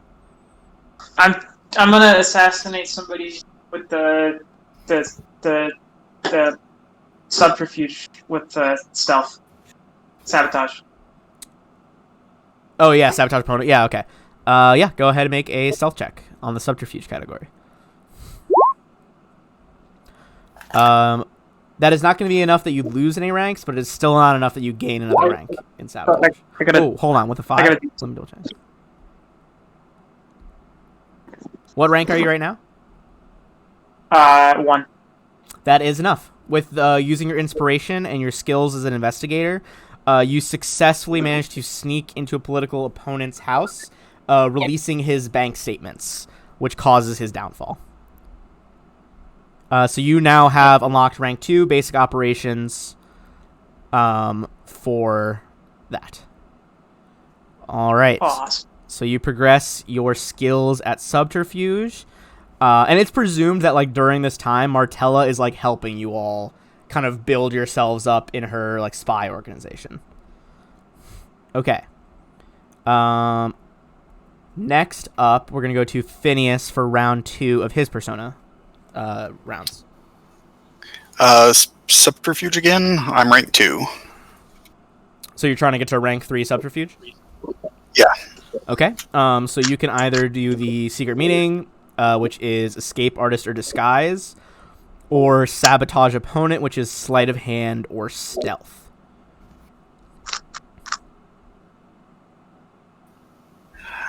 And how do I can add my minions onto this one now? Let me double check. I think you should be able to. Give me one sec. You know, it really shouldn't be called I like. think your agents are only for operations. Okay. They shouldn't be called agents. They should be called minion boys. Yes, they exclusively work on operations. For flavor, you can assume that they're like helping you do this sabotage stuff, but they don't necessarily provide you with a mechanical bonus.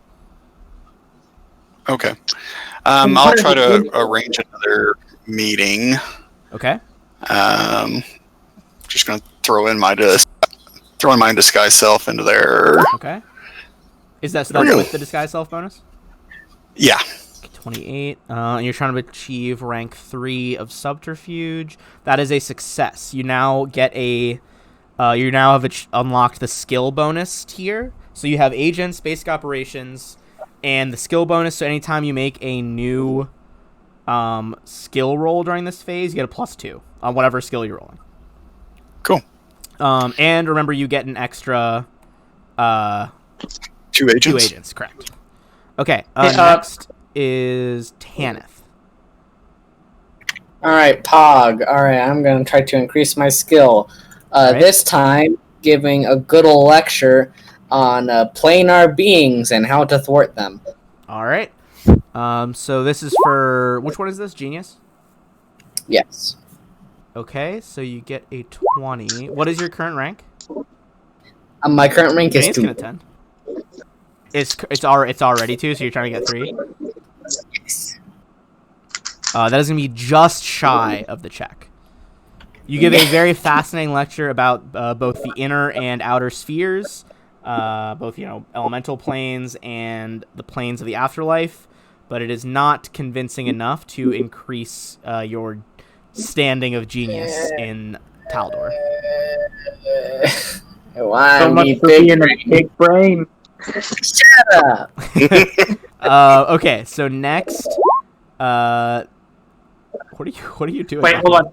Can Olivia attend and then correct him on his on his no. wrong knowledge? No. No? Well, keep in mind, this is what like you guys are all doing stuff at the same time, you know. Yeah. Olivia's out here making moves. But next is Galatus. Galatus, what would you like to do? What happens when you get to level 4 in one of these? Give me 1 second. The PC's persona has earned them fans and sympathetic souls. Once per persona phase, she can leverage her reputation to improve the starting attitude of one NPC with an attitude of indifferent or friendly. She can increase the NPC's attitude by 1 step as long as she has at least 4 ranks in a facet related to that NPC. When she has 8 ranks in a facet, you can also use this ability to improve the attitude of NPCs whose starting attitude was unfriendly.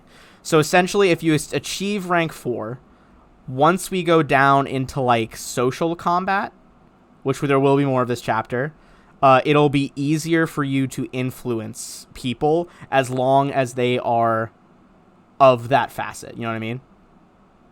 Right. So like if someone was like a big intellectual, like a professor at a college, and you had rank 4 in genius, as an admirer of genius, it would be easier DCs when you attempted influence checks. Gotcha. So a lot of this stuff is like very good at, making checks to determine people's weaknesses, like things like that. Like this helps you outside of just having agents. It helps you like achieve social status and better social combat and social grapple. All right. Well, let's go ahead and try and get Sagacity up to 4. Okay. So again, for those ones, for now, the ones that you can do is either not sabotage. Sorry. It is give a lecture or drive legislation. So legislation, you can either do. I was mistaken. Legislation is just sense motive, and the lecture is any knowledge. All right. Going to do the sense motive. So legislation. All right. Try to drive through some new legislation. And that's going to be... let me do math. That is a success with a 26. Your sagacity increases to rank 4, which grants you admirers, making it easier to influence those who are already at the indifferent stage. All right. And I could have used my agents to get a +2 there, right? Is that one you have to call before the roll? I believe that is just automatic. Give me 1 sec. Does that stack for every rank 3? It becomes +4 at 7 ranks. And then I think that's it. Okay, so once per persona phase, a PC can apply it to a single check. So yeah, I think you could apply it for free right there. So you would have had a 28. All right. Which is more than you even needed. Right, I was just checking how it went. Yeah. All right, so I'm 4 sagacity, 8 agents. Hell yeah. All right. This is going to be our final person in our first round of persona rounds, which is also called the Agents of Change category in the handouts I gave you. Machiavelli, what would you like to do here? Let's upgrade some heroism. All right, upgrade some. So again, you could do Bask in the Glory, which is perform skills, Demonstrate Might, which is strength-based skills, or Organize a Protest, which is Fortitude Save, Diplomacy, or Perform. I want to climb something really tall. All right, you find a central monument to like past emperors who aren't very liked by the public, and try to climb it. That's gonna be give me a climb check. And what rank are you right now in this? In heroism? 2. 2? Okay, so it's gonna be. Make sure. Did you take your armor off? I did. It didn't help. Unfortunately, that is not going to be enough to get to the next rank. I was thinking too hard about climbing up there. You probably can climb up there, but people are just like, I don't know, is this like a political statement? Is he just crazy? They're not really sure what the vibe is here. There's that climbing guy again. Oh boy, here he goes climbing. All right. There he goes climbing again. With that, we finish our first persona round. And I didn't get to do anything. Keep in mind, Yeah. that was the early Yeah, one, and you guys are only level sure. 4. So as you go on, it'll be easier to rank up because you'll be better at those skills. Yeah. I mean, you did get to do something. You just failed because you had a smaller brain than some people. What a weird Shut fuck up. this is. Okay. So It is a muscle. as you guys are going through this, I'm gonna give you guys just kind of a general vibe of Taldor as a country, not just Opara, the capital where you are right now. So you've now established yourself as resourceful agents willing to support Princess Eutropia in her claim for the throne. Despite the chaos and violence that rocked the Senate and the factionalizing of the nation's aristocracy, there has been remarkably little actual violence that has broken out across Taldor. Over a dozen nobles, mostly Eutropia's distant relatives, have declared themselves the true inheritors. So that means there are over a dozen factions that think they should deserve to be emperor. But for now, the empire is running on momentum. Most of the populace is, maybe not peasants, but they're not aristocracy. They keep on doing their daily lives. Not really sure what to do without an official senate to declare an official heir. And without an emperor at all, we can't appoint new senators. So it's kind of this catch-22 right now. They're kind of stuck in a loop. There are a few open conflicts, which are like kind of people probing into other people who are claiming the throne's territories. Crieris, which is an area in Taldor, always a hub of conflict, has seen several swift battles between opposing dukes, while in the south, Maxlar Pytharius has directed the entire Taldan phalanx to crush any stirrings of competition from his direct neighbors. So he kind of has his region and the 2 or 3 regions around it. Hold on. Let me take down my map. I literally have a map stuck to the wall over my laptop of succession states. So the areas of Solari and Phoebian around him, he is keeping kind of completely in line as of right now. Eutropia has supporters kind of a lot around central Taldor, especially near the capital, and some to the north. Apart from that, Pytharius is definitely the other biggest candidate currently. Although there are a few other candidates who are gradually growing their territories as well. Okay. So you guys just went through that. After about 2 weeks of Martella checking in with you guys working on how to advance your network of agents and like reporting back to her as well, or however much in character you choose to report back to her. Oh no, I'm reporting everything, and I'm actively pressuring her to come up with a cool name for us. Fuck, now I have to. Like I want like a secret, like a code name. Like we can have whatever our organization is named, but I want her to like give me a code name. We got that. You missed it. Your Discord died. We're the Super Best Friend Club. Is that actually okay, you guys okay. choose? No. Okay. I was hoping that we were going to go with the Imperialists. Yes. 'Cause She's like. Someone seconded it. What about the golden thread, keeping Taldor together from the shadows? I'm not So voting for that. if the Lion Blades, maintain order and ensure Taldor's legacy, we could be the Lion Pricks because we work on a much smaller scale. She puts her hands on her hips and like tries not to I laugh, second and that. she's like, "All right, let's maybe Rapier, table so it this." worked out. I like Golden Thread, and I can be, we could call me Ban for big ass needle of the Golden Thread. Yeah. She's like, I mean, however you want to identify yourself to your agents, I'll leave that up to you. But she follows that up. After a few weeks of talking to you guys and organizing what is the golden thread, she asks you. We're going with the golden thread. My code name is Spinner. That's pretty cool. She asks you all to meet her at the Porthmas Club, an exclusive tea house in Opara's Eridan's View district. It's kind of like the Dibs on Weaver. the night. Well, Weaver, that's pretty dope. Thimble. I actually really like that. She tells It's you. gonna be even better because I'm gonna permanently reduce my person soon. Oh my god. Oh no. That's like really good actually. So, she asks you all to meet her there, and she gives you the following instructions: pack for a long trip through the country, and bring at least one fine outfit, a suitable hunting outfit, and at least one respectable mask or costume. Oh, Pog, we're doing a masquerade ball. Awesome.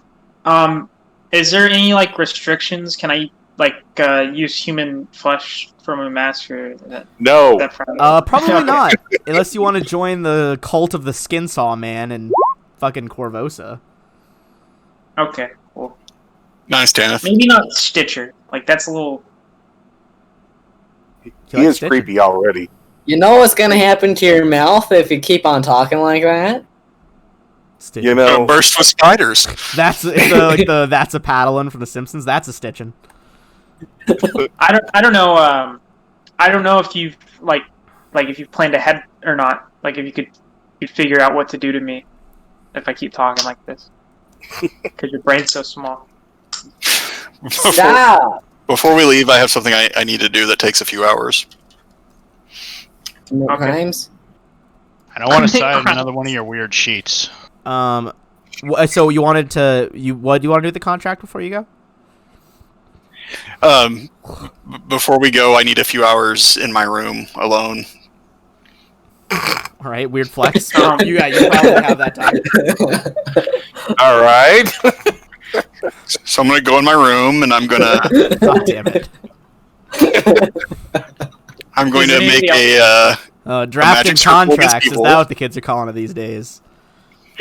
We're gonna make a magic circle. All right, as you are drafting your contracts, I'm just gonna pull you guys over. Can you guys see this map? Yes. This I'm actually not drafting contracts, Ben. Oh, okay. Give me 1 second. We'll roleplay as well. But this is just a kind of secession loyalties map. These are the names of various politicians who have kind of staked their claim. As you can see at the moment, really the only people who have like multiple locations supporting them are Eutropia and Pytharius. So what happens if we like kill some? Nazi! It's Nazezi, actually. Nazi! A very non-supported person, as you can tell. They don't have a lot of backing. What happens if you what? If like one of these people disappears, does it just do we get like is it winner takes all or do they just like it would fracture? depend really if you had like a plan in Onto the place. Like if suitors. you just assassinated Okay. someone, like let's say you assassinated the Mercander Or- faction, it would just be like a power Okay. grab between the various factions, like see who could, stake their claim there the fastest. Okay. Or who could like, buy or intimidate the support of like the common folk in that area, in that holding. All right. Okay. So, what are you doing in your room? what's going on? So I take out a contract. All right. Factor 12 just buzzes around your head like, interesting. A contract. I put it in the middle of the room, and I put a little palette of ink, and then I do a circle against evil around it, Oh dear. and then I use Secluded Grimoire to bring back the Gishvit inside the circle, and I use Planar Binding Lesser on the Gishvit. Oh, fuck it, it's got a little book. Okay, hold on. Let me double check the rules for Lesser Planar Binding. So you activate Secluded Grimoire, bring the Gishvit back from, I believe it's in the ethereal plane when you cast that, right? Yeah. Do you already have Lesser Planar Binding? In my head, that was a higher level spell. It is. I bought a scroll for it, so I need to make a cast level okay, check. that's dope. Okay, so you make a cast level check. What did you get? I got a 10, so I'll have to retry it. Yeah, I think you have to retry right there, but let's see. I mean, you want? Can I? I've got a Can I, 15, which would succeed. 15 would I think. succeed on a... He's a CR half, so 15 should succeed. Let me double check the actual DC.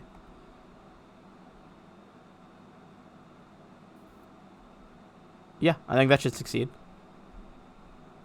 All right, so you... One sec.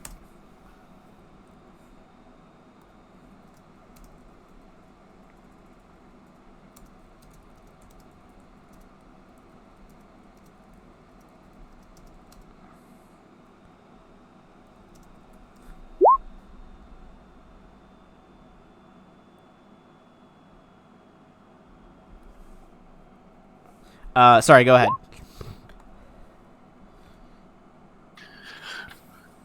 I'll make you an offer. You sign my contract, you become my personal grimoire, and I will feed you many, many books, including this spell book, and I tap Daggio's spell book next to me. Oh, fuck. Okay, so they can't speak, but they do have true speech, so it definitely understands you. Give me a diplomacy check on it. See how excited this thing is. I'm gonna say this is a pretty low DC, because this is what it fucking lives for. Oh yeah, it's just like... like nodding its book head up and down, and just kind of like... whines, you know, scratching at the circle, trying to get to the book. All you have to do is sign the contract, and I'll release you to the book. Alright, you see it, like, with its teeth, it bites into, like, its own paper, so, like, ink blood starts coming out. It then licks it with the bookmark, and uses the bookmark to, like, sign, like, a little arcane symbol to agree.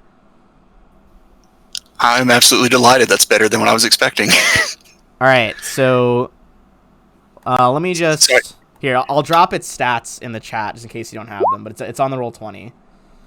So you have a little Gishfit that's following you. What if you have Factor 12 and Gishfit? Just kind of fly. They're gonna be bros.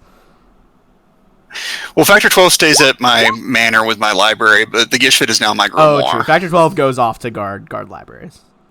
All right. So you have him as your little grimoire buddy. And I assume if I ever get a familiar, I can just make him my familiar. Yeah. I think it would just be kind of an automatic check.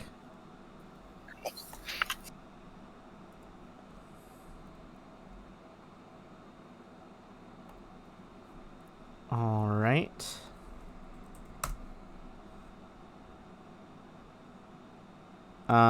Does anyone else want to do anything before you go to the tea house in question? I'm, I have to do my shopping trip where I buy, like, a nice thing. And then Olivia's never been outside of the city before, so she got told to buy, like, hunting gear. So she's, going a little overboard. Kenneth will buy a very nice, kind of butterfly-looking mask. He will get some hunting stuff and all the required, like, things. You know. Can you just give us a price on what we need to spend to get all this for everyone? Let me double check. I believe there's a price listed. Hold on. I was just at the... looking at the secession map for my own notes. This is definitely the most, like, complex note-taking I do is for this campaign. Okay. So she asked you to get those things. To get, like, respectable... it would be about 150 gold per person.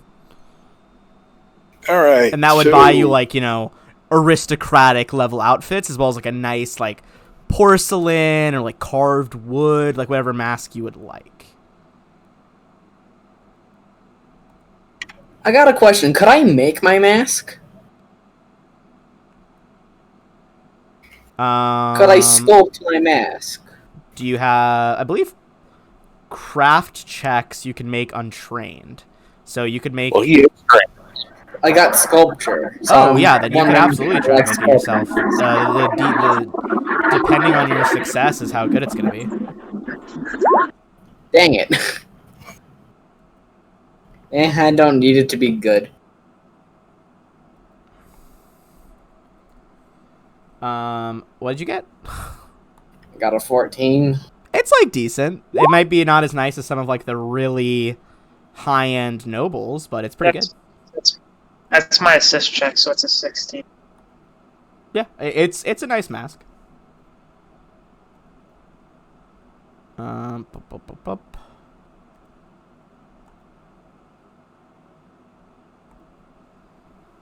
Oh, sorry, cracked my neck. All right, anyone else got any shenanigans? No.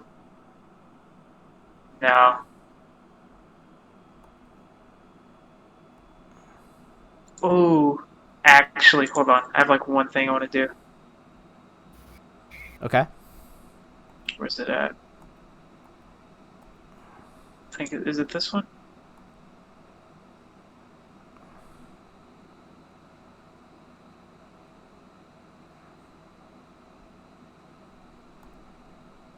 Never mind.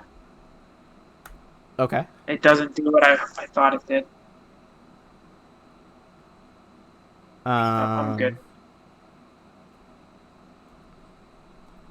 All right, give me 1 second to change something.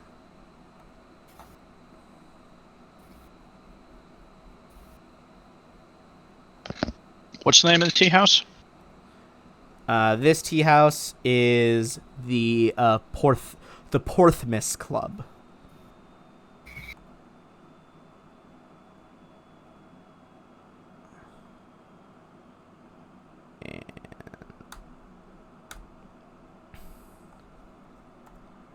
All right.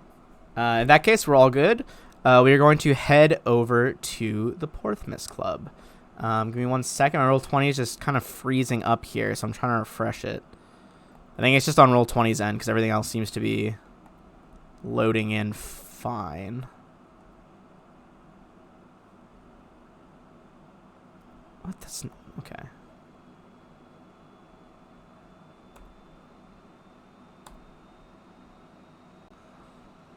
Come on, Roll20. Do me proud.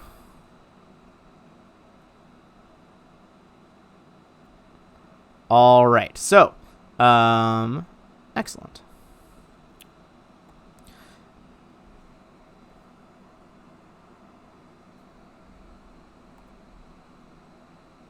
All right. So, you guys make it to there. You guys exchange some light pleasantries.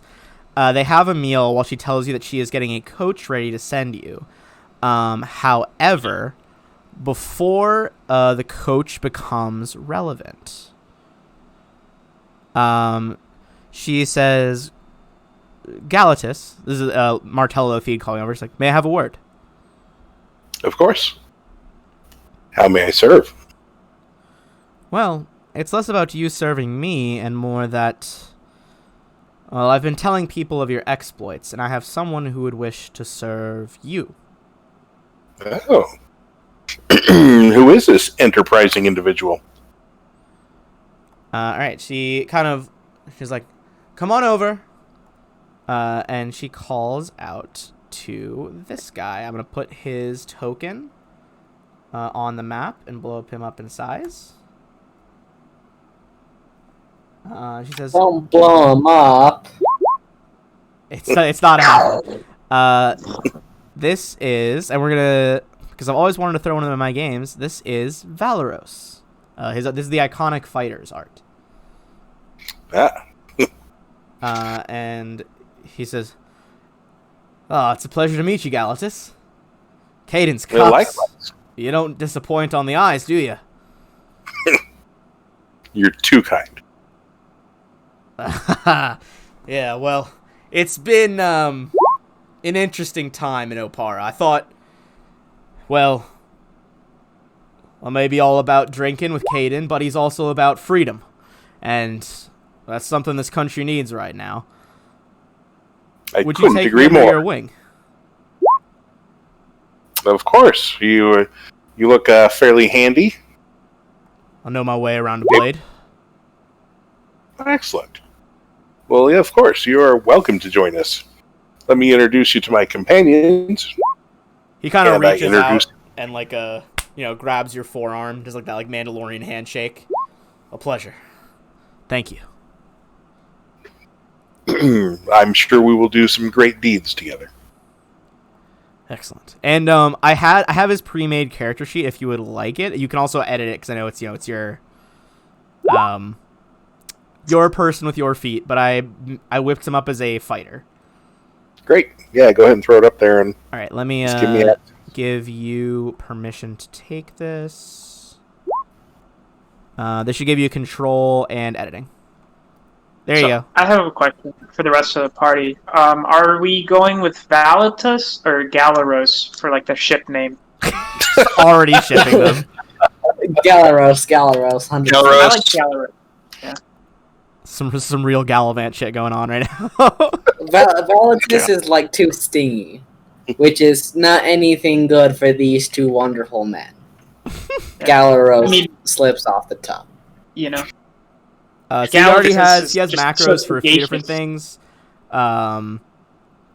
He sometimes dual wields a long sword and short sword, just kind of in tandem. He can do just two hands on one if he wants to.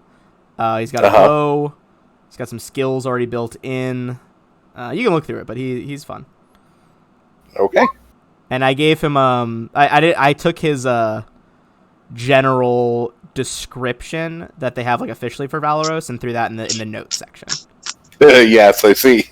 Yeah. Yeah, so feel free to edit that backstory however you want. I just I always really liked the Iconics art, and I was like, oh, Valeros is like he'd be a cool, interesting squire, mix of like partier / is ready to learn and deep down, wants to be a hero. Of course. Everyone wants to be. Oh a no, hero. Drow's in the stream right now. She's like, get ready for the spicy fan art. Oh no. Please, I would kill for art of Galatus and Valeros. Just chill it. You could just use their name. It's Galaros. Just Galaros. You're right. I apologize. What was I thinking? I can't believe you guys didn't come up with Valagal. That's not bad. Oh, that's pretty good too. I was just, I just did first part of their name and last part of This is their gonna name. have to be the first poll we put up in the server. Everyone in the server vote on their ship name.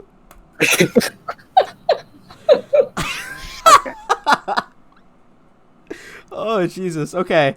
Alright, so you introduce your new squire around, and by the time you're done making introductions, Martella would have your carriage ready, and she's like, "Are you all ready to go?" Yeah, no. I feel like we should give the new guy and his boss some space. Is there like a second carriage that they can take alone, or? Valeros is like, "Look, I'm not opposed to a good time, but I don't think that's what we're all here for." Galatus, is that what you're here for? Hey, boss, you lead the way.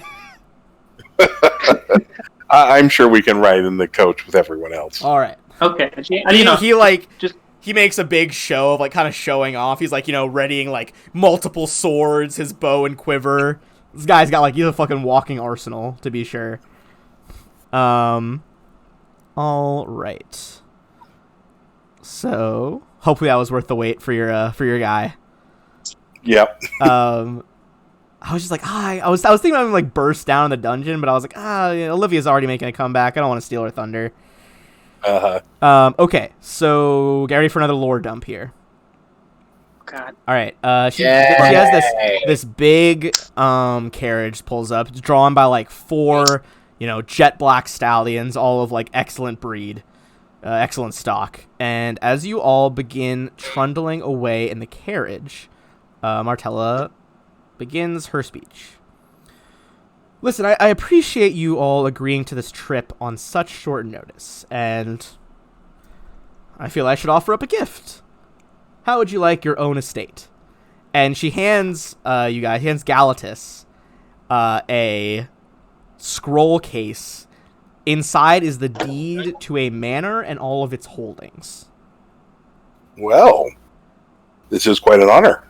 Now, all of you, I wish I could say that this little gift didn't come with strings attached.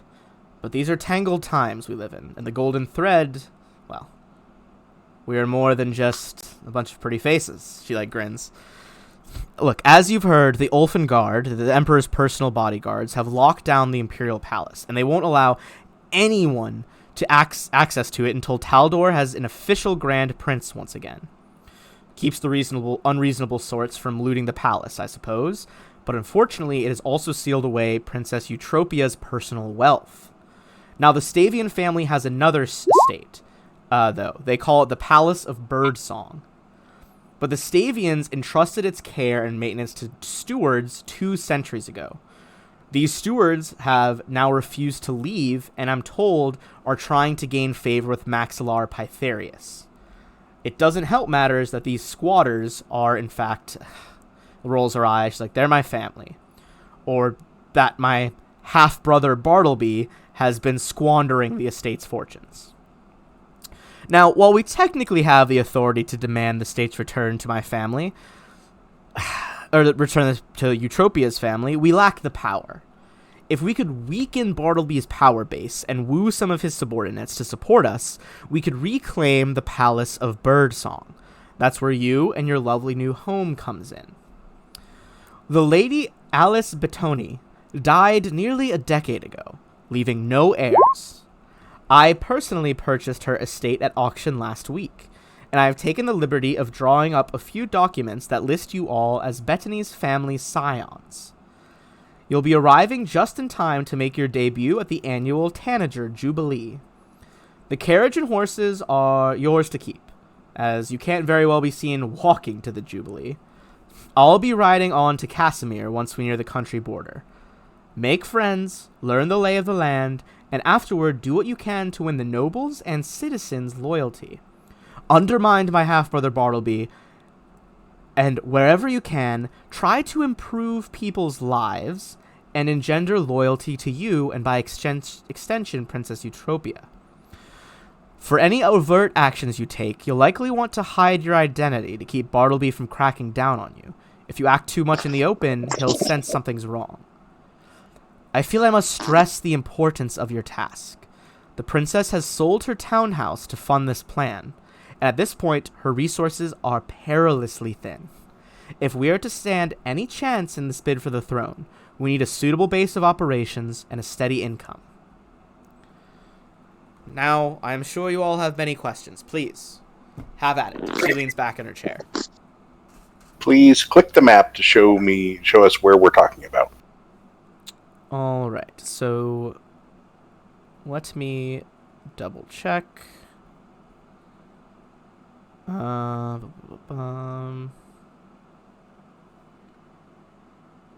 you guys are going from Opara, which is down here.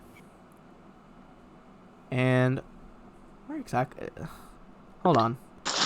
There's so much info here, but I don't actually see exactly where it is. Do. Is there anyone we should watch out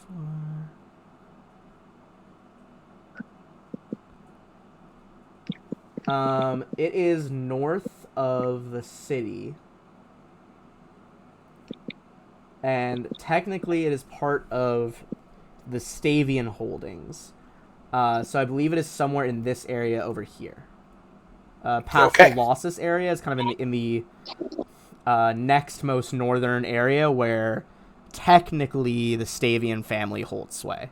Although obviously right now her cousin, or the half-brother of Lothide, kind of has control of it. So it's like ostensibly hers legally, but the people there are trying to like flip it. Her half-brother's trying to flip it for Pytharius. Okay. But there are all manner of questions you can ask her. There's a detailed section on replies, so have at it. If there are any questions you have for her about her plan, the area, anything like that. Yeah, it's so your half brother. Is it the same one that we made look bad at the party? No, this is a different half brother. Oh, lots of half brothers. What are his weaknesses? It's a wide family. What are his weaknesses? Well, look, we're an old-blooded noble family with genealogies tracing back to Aslanti settlers. And my siblings will rarely let you forget that fact. Bartleby himself is charming, graceful, intelligent, but he is arrogant and casually cruel. He excelled in studies of the arcane as a child, and I have no doubt he is still obsessed with them now, as much as he is obsessed with his casual cruelty toward what he views as the peasantry. And what other family does he have with him? All right, let's see.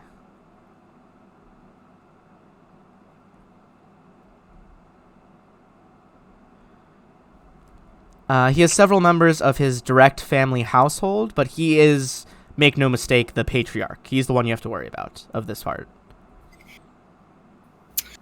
And who would be most likely to be swayed among those beneath him? Well, I believe you all made excellent headway at influencing Baron Nicholas O'Cara during the Grand Exaltation party, correct? Who's that? Sorry. You guys did. He was one of the merchants slash aristocrats you guys befriended. I will double check exactly what his status was. He was either one of the Ulfin people who had become a trader down here, or he was the one that had like the big shipping business. I can't remember off the top of my head. Yeah, okay, cool. But he's one of those two. She's like, well, his lands stand right at the edge of the county that we're going to. The county is the county of Marat is the county. That is, I'll put. I was talking to him about opening up a business venture together. Maybe that could help us with our funds. Marat is the county. He's like, well, that's excellent. He's generally fair-minded and a compassionate man. If you made a good impression on him, he would be one of the first you should talk to. We should start with him. I have a pretty good relationship with him. When we spoke about his feelings with the nobility and those who had served in the military versus those who were craven and couldn't be bothered with service. Excellent. You all are learning the craft of the grand dance very quickly. Listen, but I also heard, my news is spotty in the region, but I heard a strange rumor. There's some shadowy figure there calling themselves the Night Swan. They've been stirring up trouble, robbery and vandalism, but also apparently excessive violence against the Lothied soldiers under my half-brother's command. Perhaps the Night Swan could be a valuable ally. Ooh, I'm down for some subterfuge. Let's So Night Swan is a potential ally that she mentioned, as well as Baron Nicholas O'Cara. What was the tagline for this? She would also say, you asked about her family. Another one, she would say besides her half-brother, her sister Cataline is very shrewd. And also, she's very cold and calculating, so you'd be one to watch out for. She also tells you that perhaps if she still lives there, her cousin Titus is really just a glorified bully, and he's not above like some, violent retaliation.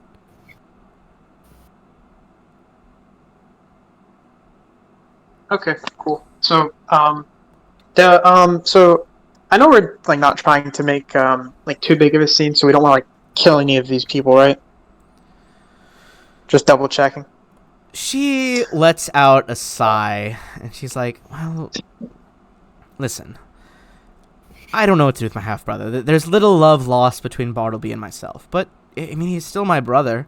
If you can talk sense into him, and I very much doubt you can, or just capture him alive, please do so.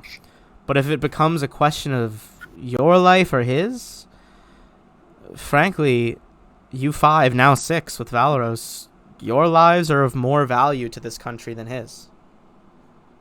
That's a very pragmatic way to look at familial relationships.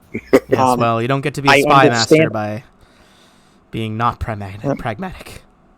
Yeah, just I'll ask this question a little bit later. Never mind. There's not so many prying ears. Intriguing. I want to know how many of her siblings she's killed. Oh God. Jesus fuck. Again, I'm not just going to ask her right now. Any other questions you guys want to ask about the stuff that she said? She talked about like the county, the Jubilee. What is this event? The Tanager Jubilee. It's an annual sort of Founders' Day celebration. Local tradition claims that when Count Marcolian Stavian broke ground for the palace some 8 centuries ago, a scarlet tanager landed on his shovel and sang his praises.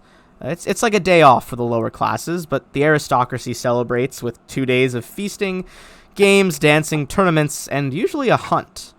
Making a good showing at the Jubilee would be an excellent way to win influence. Oh, understandable. Or maybe making sure someone else doesn't. She nods at that. She's like, any sabotage of potential rivals could be equally a valuable opportunity at the Jubilee.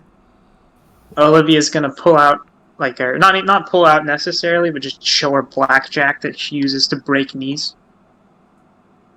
She nods. Valos is like, hell yeah, man. I love a good weapon. It's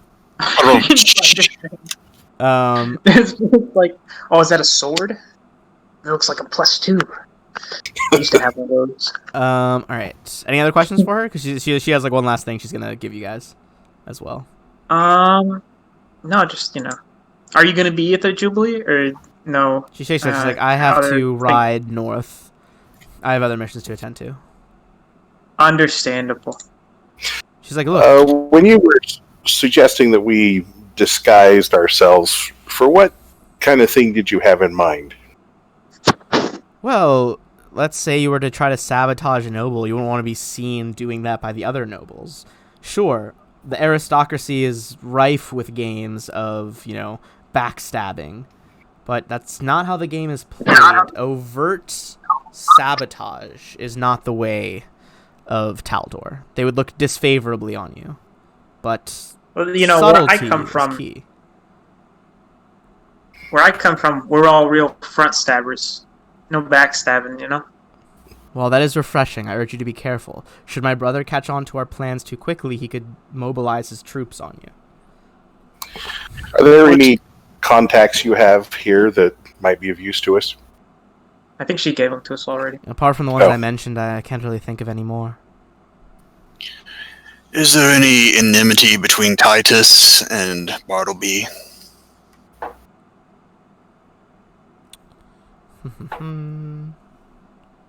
Between Titus? Aye. Oh, her The cousin? bully Yeah, her cousin. She's like, look, I haven't met Titus in years, but... I mean, my cousin, he would complain about everything under the sun. I'm sure he has enmity toward everyone. Whether he'll act on that enmity, it's up to you. So, you gave us this deed to the house. Are we allowed to make like changes? Like if I built a tiger cage. Well, for now, you can try to change it, but for now, I would urge you to put. I'm putting the deed in Galatus's name for now.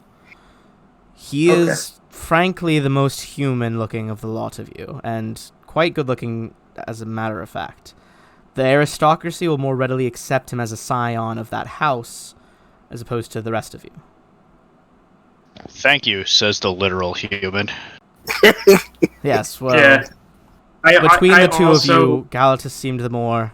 He's a much Gallies. better human. Yeah, he's prettier. I get it.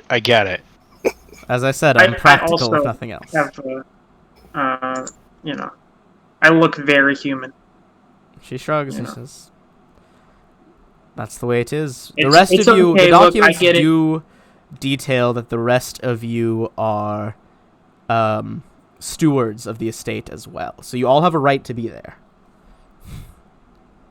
I understand. I look like a rogue. I get it. You never trust them.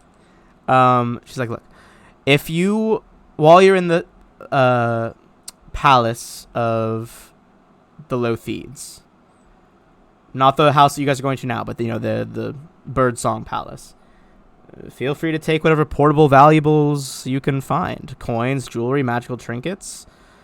But I would prefer that the furniture, libraries, and portraits stay where they are, or relatively intact. Those are part of the family history. I pet my book very defensively.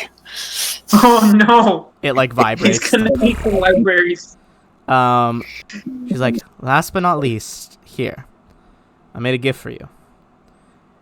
This is very costly to make, and I only can give you 3 doses. But should you make a social faux pas, this could help you out. These are an invention of mine called Styx Oil. It's a memory erasing poison. If you manage to inject this into someone, more than likely they will fall unconscious, and then after that, well, if they don't, they'll start seeing hallucinations, and after that, they will hopefully forget about the last 5 minutes prior to the injection. Past that, the tests have only had people marginally forget. 5 minutes is the maximum of your window. So she hands you all 3 vials of Styx Oil. It's a combination of antitoxin, bloodroot, id moss, and various mushrooms. Styx Oil renders its target unconscious and floods every sense with erratic hallucinations, overwhelming the mind and essentially wiping away recent memories. I asked her if this is a recent invention of hers. It is to you. She's like, I had heard people using it as experiments in other countries, but in terms of me being able to replicate it and make it myself, I only just mastered it over the past few weeks. Have you ever used it on any of us? No, I just mastered it. Besides, I trust. Do you have a formula that I could look at? Or she shrugs, like, it can be time consuming to make, but yes, I can give you the formula. Oh, trust me, I'm pretty good at this kind of thing. All right. She gives you a small. She takes out a quill and writes a small instruction on what ingredients you need and what quantities they are. She'll give you guys a lot of paperwork, including the deeds to the house, novels, sets of cards, things that will help you research, note cards, help you research the surrounding populace, that you can use once you are at your mansion to make more checks if you need to. Okay. Cool. All right. Does anyone yeah, go ahead.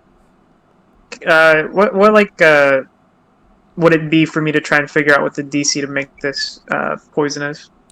I think she would just describe it to you, abstractly in game. She's like, oh, people of this amount of resistance can sometimes fight off the effects of the poison, and she would essentially tell you that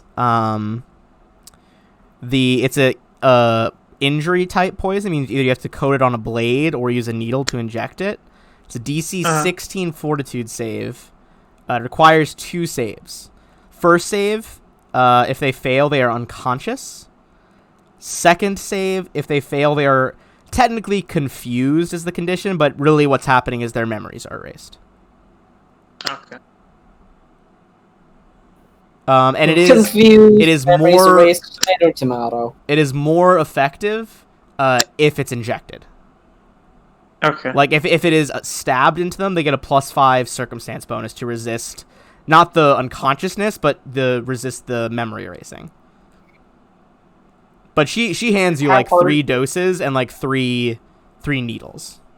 Here, let me see if I have the image uploaded right now. I can just give it to you guys. Are they sterilized? Doesn't matter. Here you go. This is the Styx Oil injector she gives you. And that little vial basically has enough for 3 doses.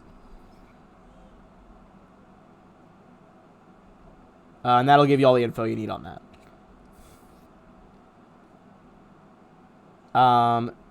It notes that in you guys can't see this, it's a GM note, but I'll just tell you because I don't think there's any reason keeping it secret. Martella would explain to you that in Taldor, she's the only one that makes it, so it's not available for purchase. This is like a unique blend, only available to Martella Lothid's agents, and now to your agents by extent because you have the recipe. All right. Well, with that, if we don't have any further questions, that's a pretty good place to leave off. We got our squire. You guys have been knighted. You're on your way to your new holdings. I am actually going to, in case you guys want to investigate the holdings, and you got your new familiar little book guy, I'm going to bring you guys over to the Belloni, not Belloni, what is it? The Batoni estate. And with that, you guys can kind of examine the estate while we're out of the game. He's black. Oh, you got a dagger. It's black. Oh, it's black here. You know what? Let me just disable. We don't need dynamic lighting on that. Let's just disable it. Yeah. There will be times where we might use dynamic lighting for this map, but for now, you do not need it. You can investigate both floors, as well as it has a basement storage area. Ooh. Okay, so is this our new place, or is this where the party is? This is Batoni Estate. This is your new mansion. Okay. Hey, Galatus, what do you think about like a tiger cage? That's a move. Well, I'm not entirely in favor. They are an incredible amount of work. Why don't we start you off with something smaller and see how well you take care of it? It's like a gerbil. Like a human person, Galatus? Oh, God. He says tiger cage, but really it's to hold political dissidents. Alright. It's a tiger cage. Any questions before we wrap up there? That was a really fun session. I like that. Yeah. Galatus, can I just call off this room, or just, for myself? Don't ask me. It's a group decision. Here, I'm gonna make this Can I a have little this easier room? for you guys. If you guys want to call rooms and stuff later, I'm gonna put all the map labels on, so you guys can see them. So you can call like, oh, I want A19, etc., etc. Sounds good.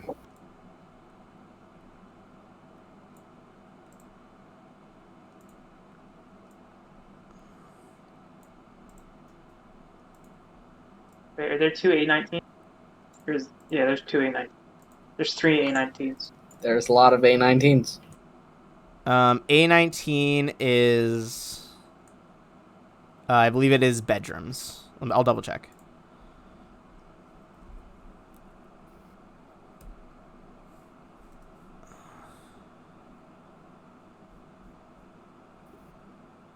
Holy shit, Phineas, you're tiny. Little small boy, little baby small guy. Oh. Oh, yeah, I'm small too. Why are you so big? I'll put a, this fucking map is so big. I'm gonna put the estate key in the Discord. Alright, let's see. What's up? What's up, little guys? But yeah, A19 is bedrooms. So if you check the estate key, there's like the foyer, garden, drawing room, game room, all sorts of stuff. Kenneth, what are you doing in my room? Alright, well, while you guys get acquainted to the room, I'm gonna go, because I gotta go watch the baby now, but I had a lot of fun. I'll see you guys later. Yeah, see ya. Thank you. Bye, guys. Uh, Peace out.